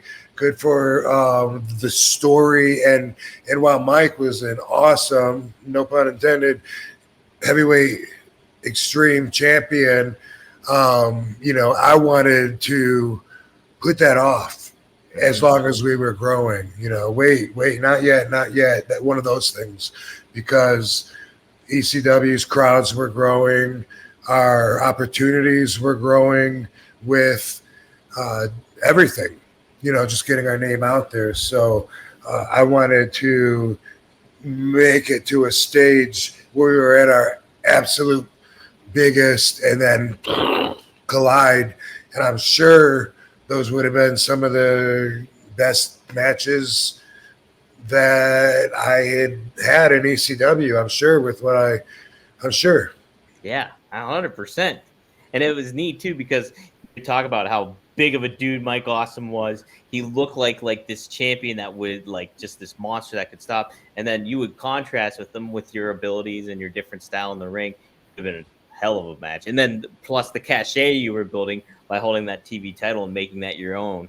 And then boom, you guys collide. Big yeah, and all of that, the best thing about all of that is that it's not, that whole story isn't something that was written, in an office with people that were paid to come up with something. That was real. That's what was happening organically, and those are always the best situations. So. You can, no doubt about that. Was there in WWE, was there a top guy that you were like, oh man, I could have had some more cool matches with them, whether it was like Rock or Austin or like Undertaker or somebody like that? Was there any of those guys that kind of stood out to you that were like, oh yeah, we could have worked probably a really good program if we continued a little bit more or something?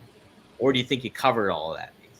No, I think, I got a little taste of most of that. You know what I mean? Like Rock, I might have wrestled him maybe 2 times or something.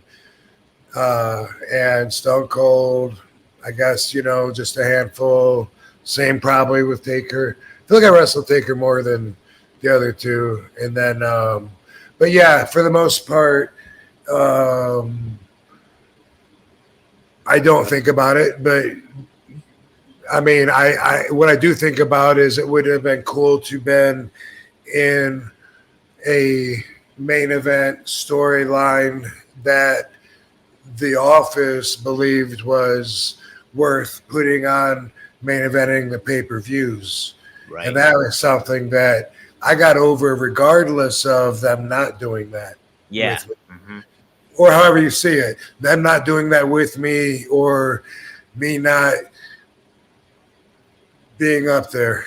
However you want to see it. I don't know. I didn't main event too many pay-per-views. I don't know how many. I guess YouTube Chris can probably tell us. Yeah, I just remember obviously the ECW with One Night Stand, obviously, but Dreamer told me that we main evented or no, I don't know if it was a pay-per-view. We main evented Madison Square Garden with one of our matches. Oh shit! I don't know. Interesting. YouTube Chris will know. Yeah. We'll have to figure Curious it out. now if I've main evented more than one match. I mean, I've been on posters and shit, but usually though it'd be like Trips and Hunter and Taker on top or whatever back then, and then even if I was on the poster, then I would be mid card or something. But yeah, I'm sure there had to be a couple of them. So I think about that. I don't think about individual wrestlers that I would have, liked to have a longer program with or worked more times than I did. Not like that. Yeah, absolutely. Okay, that totally makes more sense. That's why it's hard for me to answer because I don't think that way. Yeah. Fantasy matchups, Fantasy stuff, yeah. Jem the Dawn, thanks for the $2. He says RVD and Dom always making my week better. RVD fam, thanks brother. Oh yeah. All right, appreciate you. Maddie's got it's definitely Van Dam fam. Oh, I just had it on there. Somebody's trying to come up with Van Dam-ites and some names. Yeah. Where's he go? Van Dam and X. That's Matthew. He got it. Huh? Matty McMarijuana. Yeah. Van Dam and EX. Like Hogan. Van Dam Maniacs. Van Dam Maniacs. I like that. That's pretty good. I like Van Dam fam though. That's nice music. And you use that. You can. Okay, Maddie's got some good jokes though. Why do cows have hooves and not feet? They lack toes. I like that. It's the simple. I love it. What do you call a chicken that is staring at a lettuce? Chicken sees a salad. Oh my god. Oh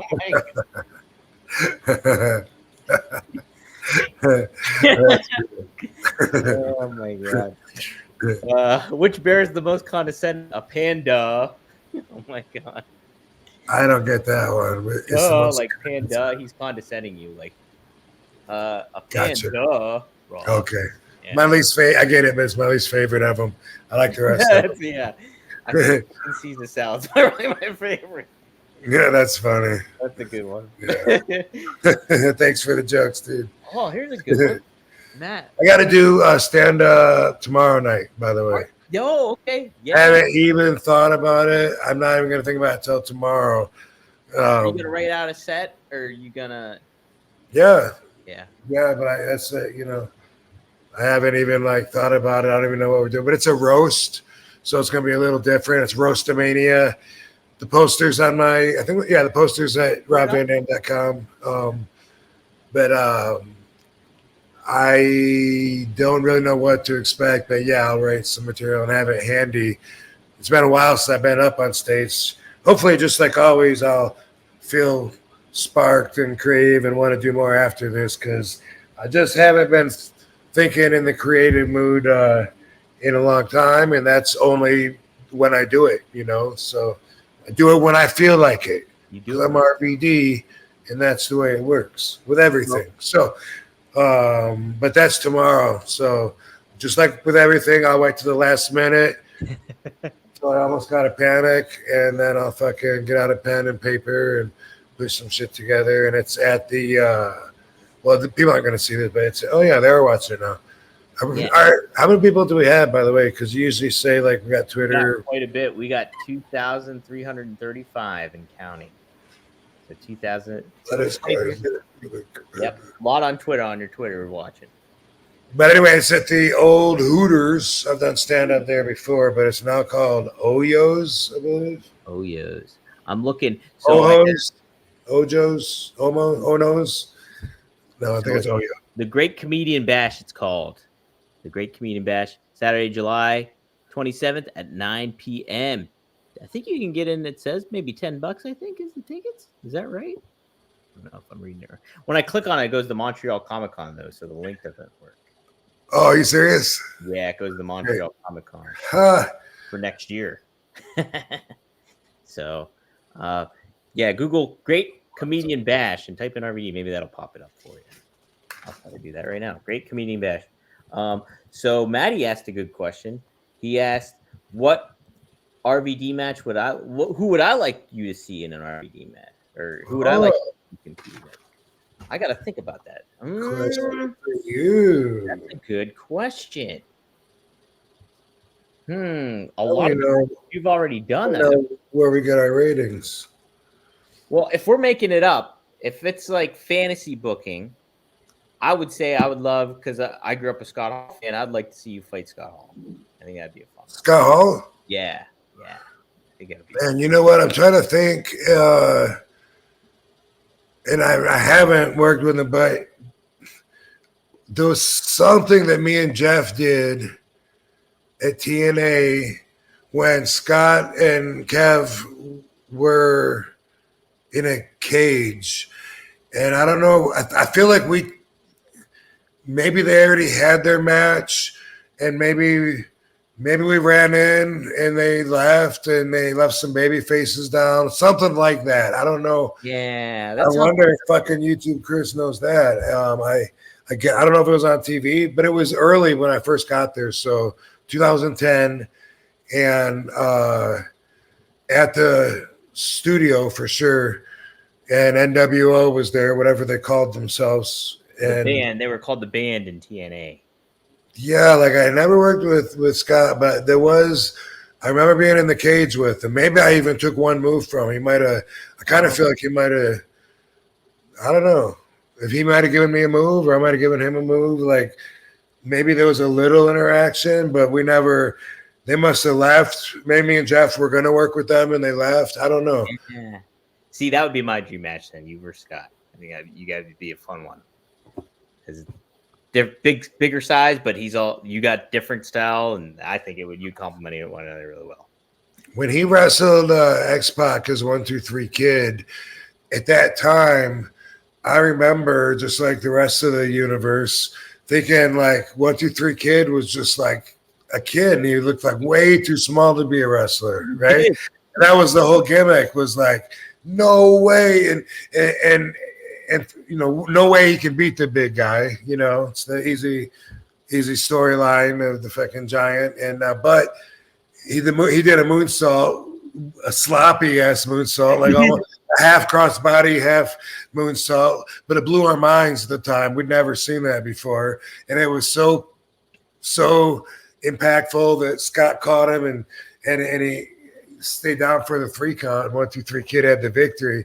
And it's funny when you think now, even the way the 1-2-3 Kid looked back then, if you put him into like today's wrestling scene, probably more average. Probably wouldn't stand up. He would have blend right in basically. Like, yeah. From a size standpoint and athletic standpoint too, it's like, okay, wow. Yeah, but he was really transcendent with a lot of that stuff. Athletically, I mean, yeah, it's hard. It's just hard because that's like so much has been, yeah, he would have been on today's moves, not on. But yeah, he was a pioneer like me. So back then, no one was doing that shit. So yeah, if you plugged him in today and he was doing the same sloppy ass moonsault, that might not be so cool compared to the 3.5 fucking flip shooting star press that you can watch from the next match. But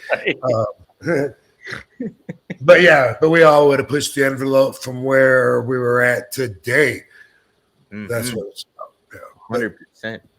Hell But yeah. yeah, never happened. Big guy, the bad guy. The He bad guy. escaped. He escaped my wrath. He did. He did. 5-star versus the lone wolf. I would have loved it.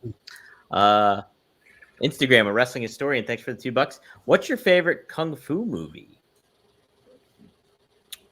Wild Bill. Wild Bill. I think so. Ooh, okay. I think so. I mean, you know, I like. I mean, is that a Billy Jack movie?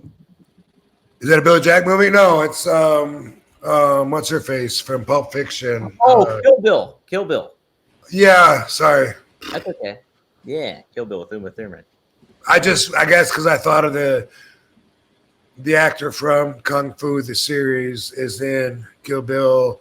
As it's Bill, right? It's fucking, isn't it? I think it is I think Bill. is from Keith Carradine. I think his name is David Carradine. Kevin, Keith, whatever. Anyway, Yeah. I think that dude, if I'm not mistaken, huh? It was Kevin Carradine. David. It was David.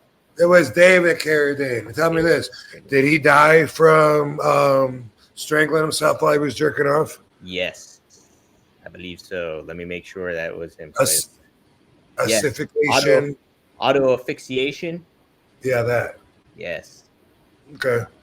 Interesting. So when I heard Kung Fu, I just thought of that because if you're talking about if you're using that term in a broad sense, just, you know what I mean, all of the martial arts movies, man, that's hard. There's so many with all the Jackie Chan and Jean-Claude and Bruce Lee.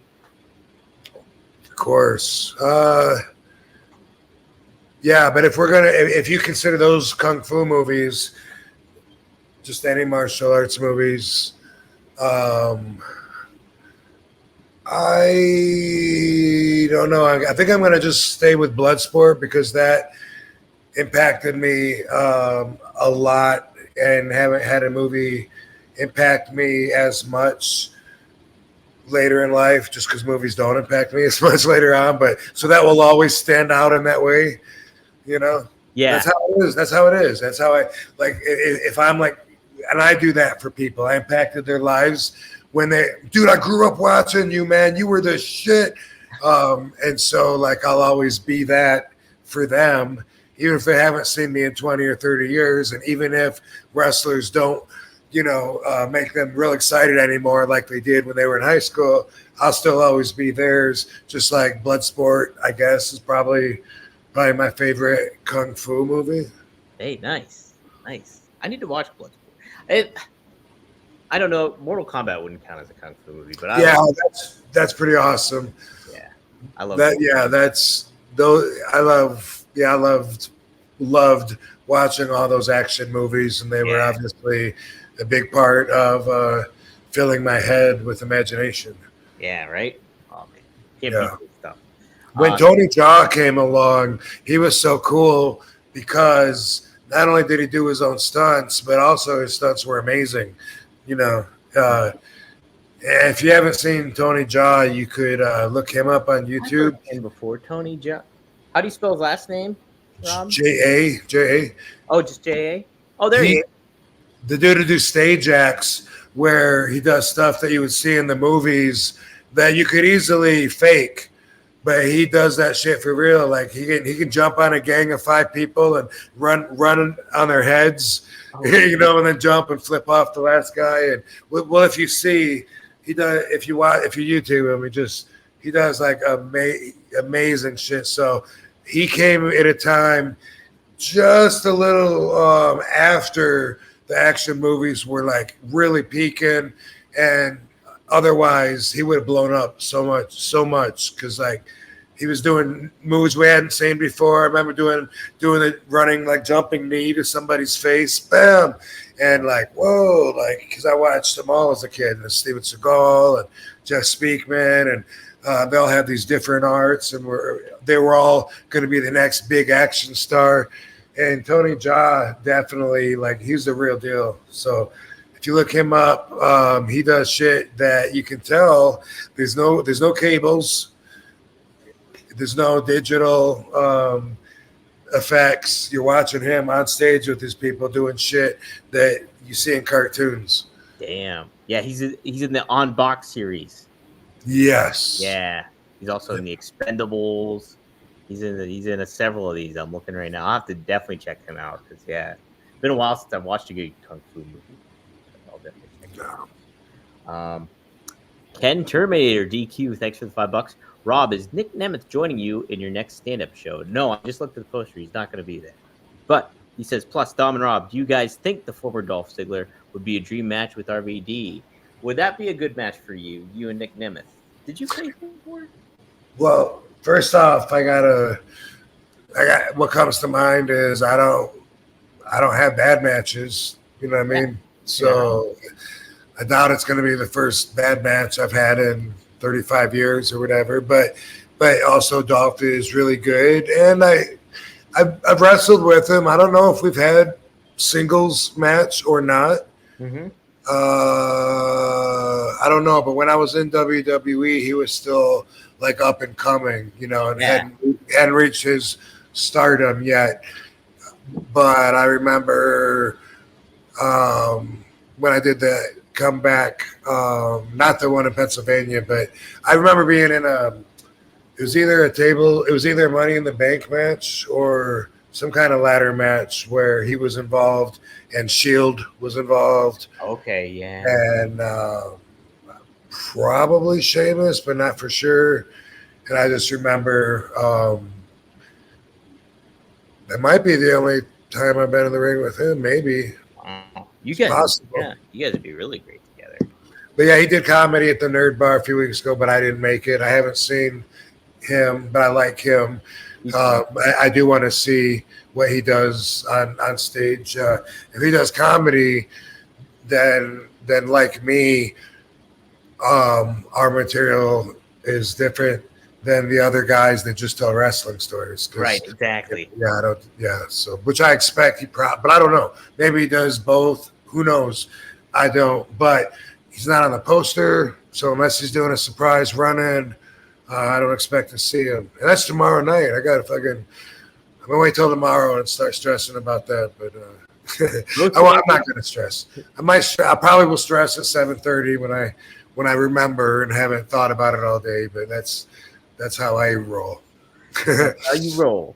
This is Roastomania at 9 p.m. I'm looking it up right now. You're right, Rob. It's at the Oyo. Hilarious insult as friends become enemies and enemies stay enemies. Roastmania combines comedy roast battles with a wrestling environment. And Rob, you are the featured on the poster down below with all the comedians above you. So guys, check it out. Just type in Roastomania and it'll pop up. VSR Comedy Club. Cool. And I will fix that link at robvandam.com. Yeah, fix it on. I got something else to add to it also that I don't think is on there. That's happening August 17th in Edmonton Mall in Canada. Canada, eh? August 17th.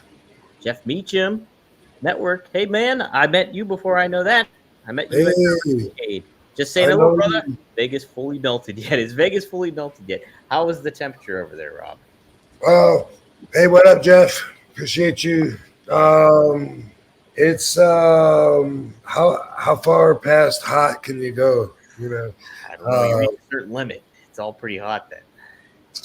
I'm trying to think of what it was that I discovered today, because like I already said last week, but still I have my jacuzzi like down to the 90s and it's at 107 naturally. What was it that I saw today that I thought was it? Oh, my sauna. I'm saving money on my sauna too. So when I get into my sauna and haven't turned it on yet, it's already at 105. Wow.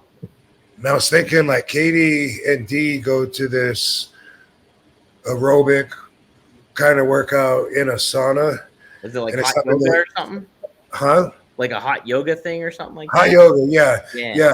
But I think she said it's 103, and I think that's the name of the thing is 103 because it's set at 103.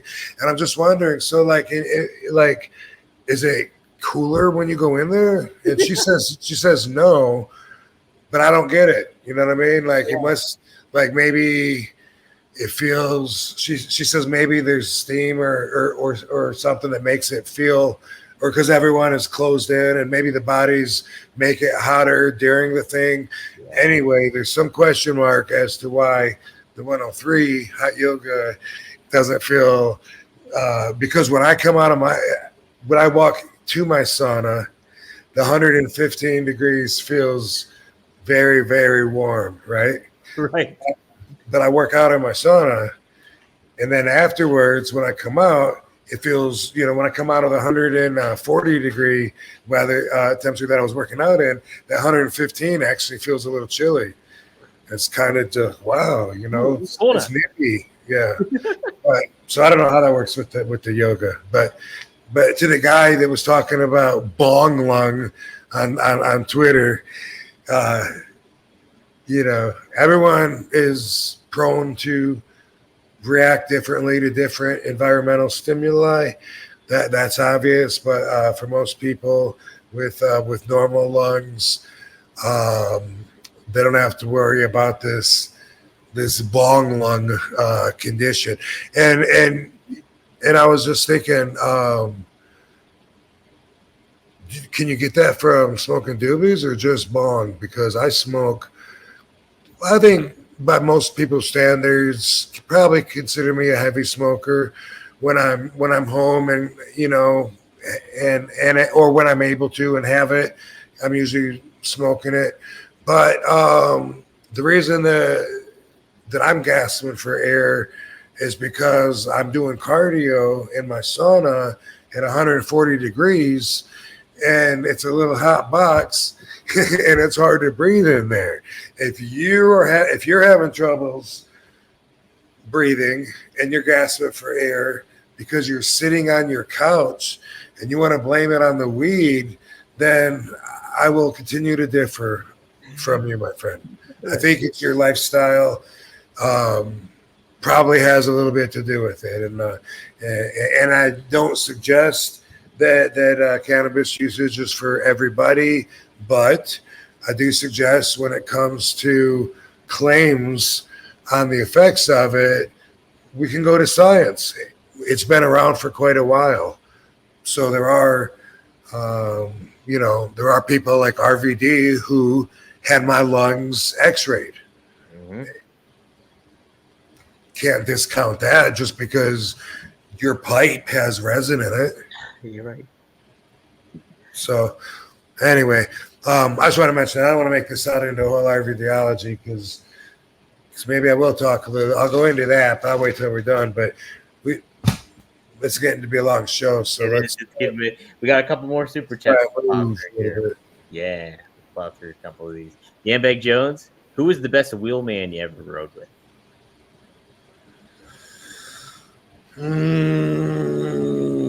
Well,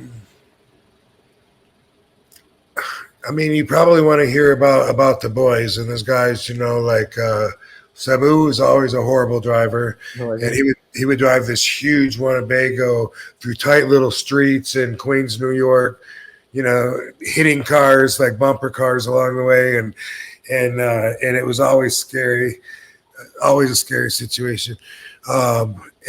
When Booker or I would drive, the other one could take a nap if we felt like it and trust that we were in good hands.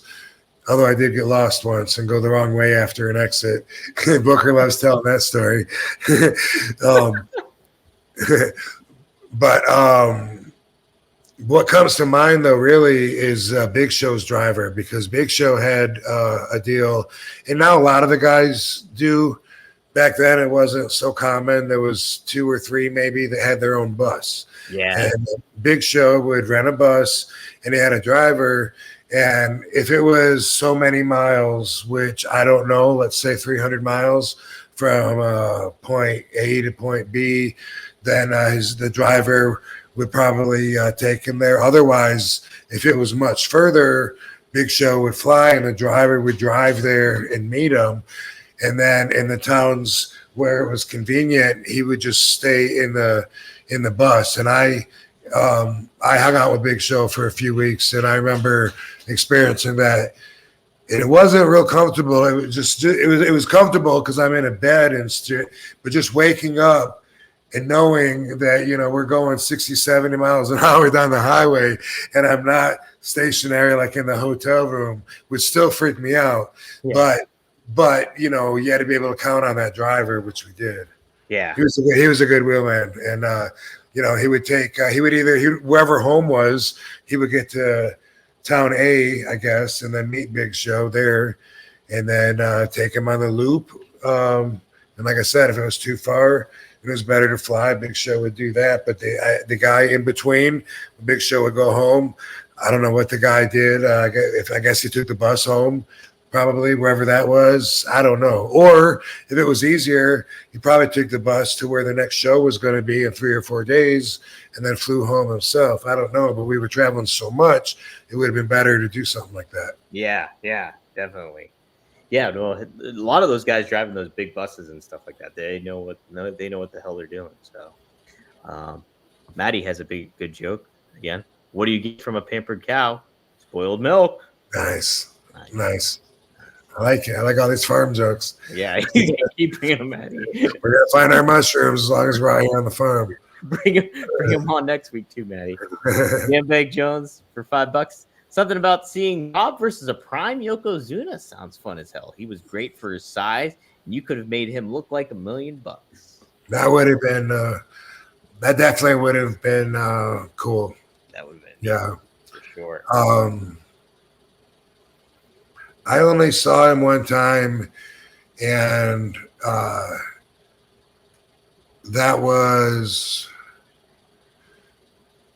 I'm trying to think. I'm trying to make sure that I got the right guy. That was Rodney, right? That was Rodney. Yep. Yeah. So I only saw him one time that I remember. There was some show in New Jersey, and this would have been around 98-ish, 98, 97, 99, somewhere in there. And that's when we were at ACW, and Sabu was still trying to get booked twice a day if he could. And I was like, dude, why? And, you know, like, aren't you tired? But he loved the business. And this was one of those shows. Maybe it was an Ian Rotten show. Holy crap. Oh. Maybe. But it was a big show. And I remember seeing Yokozuna there. And what will always stick out in my mind was that he was sitting in a love seat, and he took up the whole thing, and his ass was stuffed in from one armrest at one side to one armrest at the other. And if you don't know what a love seat is, I believe it would be correct to say it's one cushion less than a whole couch. Yeah, I think that's fair to say. Mm-hmm. Yeah, I think a couch is probably three, and then normal, and it was like 2, so very wide. And I was like, wow, he's sitting there, and his ass was fucking 5 feet across. Yeah, the whole thing. Still pretty damn athletic too. He could do. And he's buried by where I lived in California, so I have seen his. It's not a headstone because it's on the ground. So tombstone. I've seen his gravesite because he's buried in Rancho Palos Verdes, and that's where I lived before I moved to Vegas.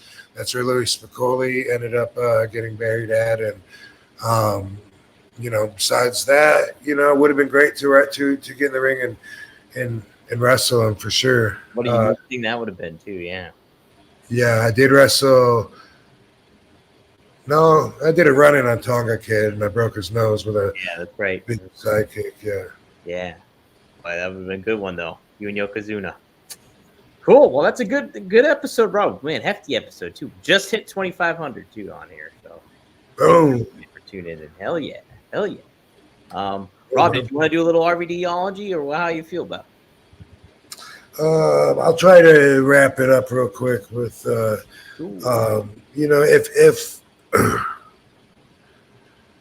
if you haven't heard of the author Mark Manson, I recommend him.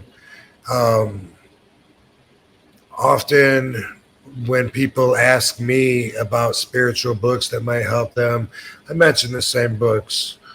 that were influential to me, like Celestine Prophecy and The Secret and Four Agreements.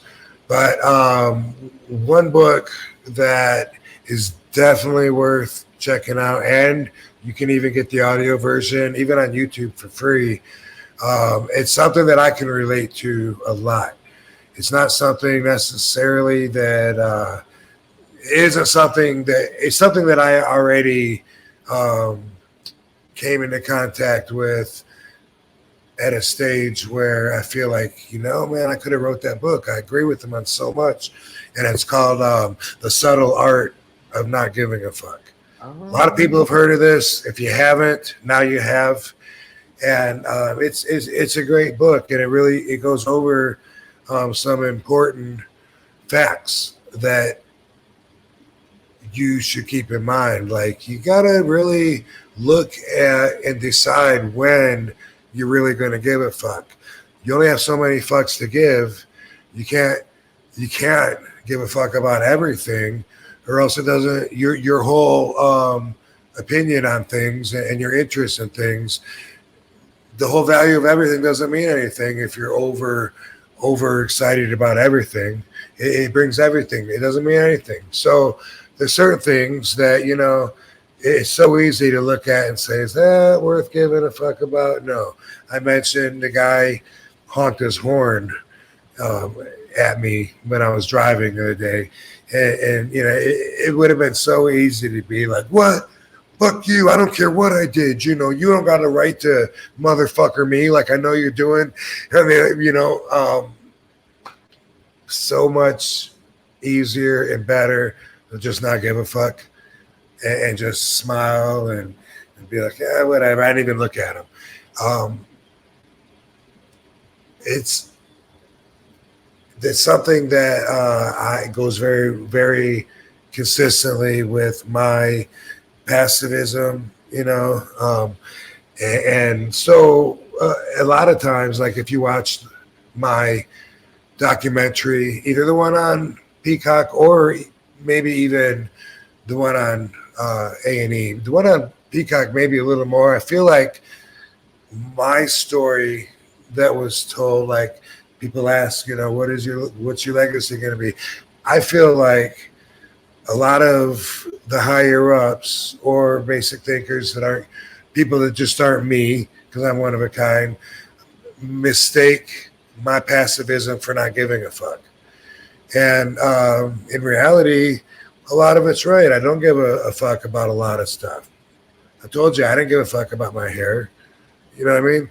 Like, it's, like if Katie really, really wanted me to wear it in a different way, I would consider it. And, I'd probably be like, what's more important? Having hair that I don't give a fuck about, or it would make her happy. And maybe I would change it because then it'd be worth it. Otherwise, I don't give a fuck. People that take offense so easily because they just think, wait a minute, am I entitled to be mad at somebody? Is somebody doing me wrong? What's going on here? Somebody's fucking me over. And they're just so ready because, as I said, entitlement. Entitlement makes people feel like it's their right. Damn, fuck yeah, I'm going to honk at you and stare at you and give you the bird. I think that you came too close to my car when our lanes merged. I have that right. And you have to sit there and take it. It's something really stupid. But entitlement is a lot of what pisses us off. I got to admit myself, when I'm driving, if there's like somebody in front of me and they're going too slow, and I feel like, hey, they're infringing upon my freedom to go faster than they're going. So I want to go around them. Fuck this guy. Somebody was at a green light, just parked there, and I didn't even bother to look at them to see if they were okay. They could have had a heart attack the other day. Looking at it afterwards, I was like, maybe I should have looked at them, but I normally don't. I normally don't look at people. I'm used to trying to not draw attention to me and just being in my own world. But I came to a four-way stop. It wasn't a light. And the person was just not moving. And I didn't even wait. I just went up, didn't even stop. I rolled right around them, looked left and right, and went around them, made a right right in front of them. I looked in the rearview mirror and they were still there.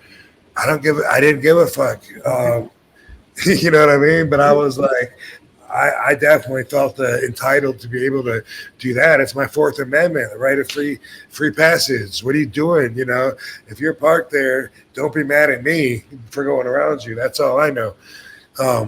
So sometimes I think people give too much of a fuck in an area that, you know, everyone's got their own values. I think people care too much a lot of times what other people think. And we know it's true. We all know it's true. And sometimes it's us. Sometimes we care too much. And then we realize sometimes if we really don't give a fuck, sometimes it's so much easier and you relieve like so much stress. And that's something. I saw a documentary on YouTube, and it was about concussions. So I watched it, concussions in wrestling, and it had a bunch of clips of Headstrong, which I thought, well, that's cool. I made that movie, so that's awesome that I'm able to be used in what could be passed off as literature or educational video. They played a lot of parts of it. When they get to the end, it showed my brain scan. They changed the results. So instead of hearing that I have no abnormalities or any signs of anything unusual, and I have a perfect, healthy-looking brain, instead of that, they say, RVD learned from his images, he has cerebral atrophy, which unfortunately is common among him and his peers. Like, so it's like, I give a fuck enough to tell you that because I feel like, you know, there's enough sad stories there. But what about the truth? You know, like every wrestler thinks they have CTE and they don't, but they don't even know. These are just the wrestlers that haven't bothered to actually research it. You know, they have some long-term concussion symptoms. That's not the same thing as the degenerative trauma that's happening with the CTE that's wasting away. It's not the same thing. And it's easy to tell the story that, well, wrestlers, boxers, athletes like this, they get in the head. There's no happy ending. There's no good outcome from it. I feel like that's their agenda, and I think that that's wrong. So I give a fuck enough to say that I stand here, just like with many things, serving as an example of the opposite of what is passed off as the common accepted fact. When it comes to this, when it comes to that, I'm an individual. You're an individual. We all react differently. And the fact is, I have had a lot of concussions. I got diagnosed, and I went through vision therapy. The vision therapy brought my vision back to where I passed tests as normal. The images showed that I didn't have any permanent or unusual. There was different images. I got the MRI early on. And then again, like after all the treatment. Either way, I would like to serve as an example of someone that lives by their own rules and does all right with it. What do you want to look at me? What perspective do you want to look at me as? You know, you want to look at my love life. You want to look at my career. You want to look at how cool I am. You want to look at my standard of living, my house, my lifestyle, my traveling. You want to look at the love that I get from around the world. There's so many ways that I hope my legacy contributes towards, so that people can feel like you don't have to live a cookie cutter life and you don't have to accept other people's values that aren't yours. You know, here's one I recommend. You got to really think about if it's worth giving a fuck or not. You only have so many fucks, just like Mark Manson will tell you. And man, if you give a fuck about every little thing, you're going to have a very stressed out life. if you hold those fucks for when it's something like real important and you feel like hey, it's worth giving a fuck about, boom. Well, now it's going to mean something if that's not something you normally do. And you know what? You have a better life the less fucks you give, and anybody will tell you that. So I'm gonna leave it. I'm gonna leave it with that. I wrote some notes that here's one way to tell if you care too much about what other people think. And people do this. It's a stage of development, and you got to come up from that. Some people think that they're doing life by their own terms, that fuck everybody else, but then they're still seeking validation by even the conversation. They're like, you know what? I don't listen to everybody else, and I do what I want. Me and my girl, we do our OnlyFans. We make enough money to where we got this house, we each got a car, we got this and that. We're doing good, right? What you're doing is seeking validation for me to prove that you're not seeking validation from anybody. Yeah. Uh-huh. It's a stage of development. When you get there to a point where you're really in touch with your own values and they don't change unless they're just growing and getting better, and you more, then as long as you can identify your own standards and you feel like great that you're a good role model for your own standards, then boom, you're winning. That's a W. Fuck everyone else. That's it. Don't give a fuck. That's it. Had a couple of super chats chime in about that. Maddie says, does it look like I give a fuck? Kevin Bloody Wilson is a gold Aussie song, so we'll have to look that one up. Does it look like I give a fuck? He says when he's driving, his mate, when he lives in Sydney, he weighs when he gets the finger by people. Yeah, that's a good reaction. That is a great reaction. And overall, when you feel yourself like getting mad or whatever, it's great if you can recognize that and then stop it with something like that. Something goofy, just doing something goofy. If you see yourself getting mad, because sometimes we get mad at the stupidest things. Like, because my dad was a type A personality, he would fly off, like he would get mad, and I'm like so not like that. But I feel like that try to take over my brain. And I'm like, get out of there. Yeah. And sometimes it's so stupid. Like I'll get in the car, and since I wasn't the last one to drive it, the seat's not adjusted for me. Big surprise, right? But it's like, God damn it, gotta change the mirror. Fuck, But it only lasts a second. Like instantly, as soon as those thoughts start to develop, it's like, dude, shut up. It makes sense that you weren't the last one to drive it. So what? No big deal. So it's great if you can recognize that. I like the wave.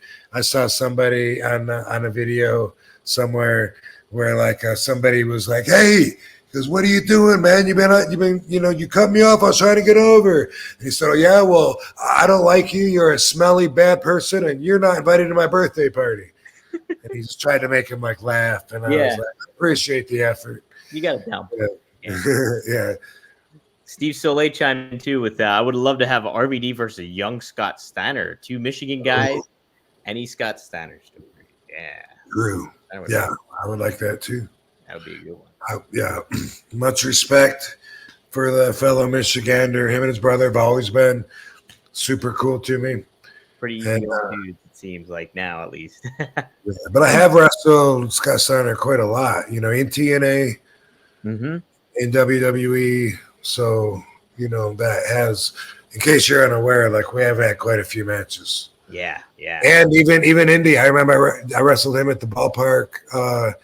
That Brian Knobs had that big show in Queens, whatever whatever that ballpark is. City Field? Yeah, thank you. City Field. That's what I said.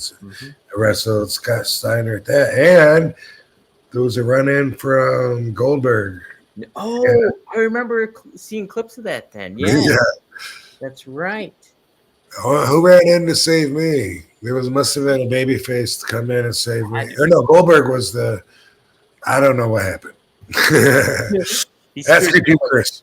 Speared somebody, I'm sure. Put it on YouTube, Chris. We'll give us some homework. Help us out. And then Steve So they will close out this. I remember when you had a confrontation with Mike Awesome in 2000 and thought you was going to get the title from him, but then you got the knee injury. Yeah, we talked about that before on previous episodes.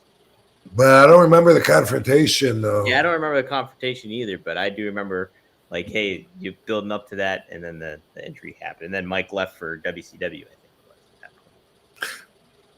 Is that right? Oh, wait. Well, I'm trying to, I guess it must be the ankle injury, because that's when my TV championship ended. And yeah, I don't remember the confrontation though, but I think it should have. It's cool to have teased it, but I would have liked to have done it much later if we were continuing to grow at the pace that we were back then. Yeah, absolutely, man. Yeah, that's another one of the top matches to have. It would definitely be that. So cool. RVD versus anybody, you know, it's going to be a kick-ass. You're gonna get a money match either. So guys, this was a money episode. Wow, you guys got your full here.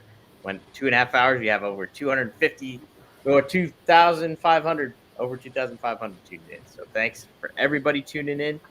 You can see Rob at WrestleCon, but before that, you can see him at the comedy show at Roastamania 2 coming up here in Vegas. So be sure to take a look. Rob will update the site for it and take a gander. And then SummerSlam weekend coming up. So in Cleveland rocks, Drew Carey stuff. Cool, guys. Well, this was a fun one, Rob. And we will do a show before the Cleveland show on the 2nd and 3rd, right? Yeah, we'll do one. So I'll lead for Cleveland on Thursday, but we can try to game plan and think of something we can do. Same, because I'm signing Friday and Saturday. Okay, so cool. We'll work something out then for sure. But guys, this is a fun one. We gotta do it Wednesday or whatever. Yeah, we'll make it work. Whatever. We'll make it cool. work. Thank you, dude. Thanks, Van Dam fam, as always. Yeah, thanks guys for Next tuning in. week. We'll see you next time here. Be good to yourselves. Yes, that's right. Don't give a fuck. No way, no how, no they can't stop us now. With a flexible spine and a presence of mind, fitting in ain't easy when you're one of a kind. Doing it our own way and we live in our lives to fly a little higher.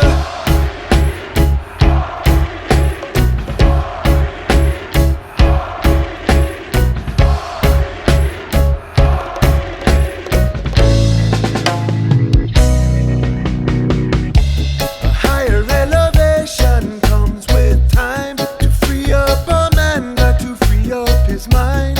Know if you shall seek, then you shall find.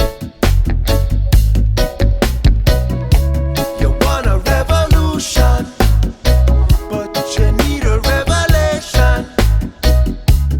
Before the move comes the meditation. The meditation. Ooh.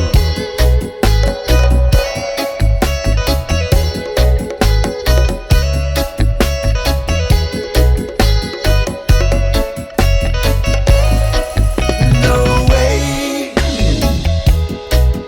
no how, no they can't stop us now.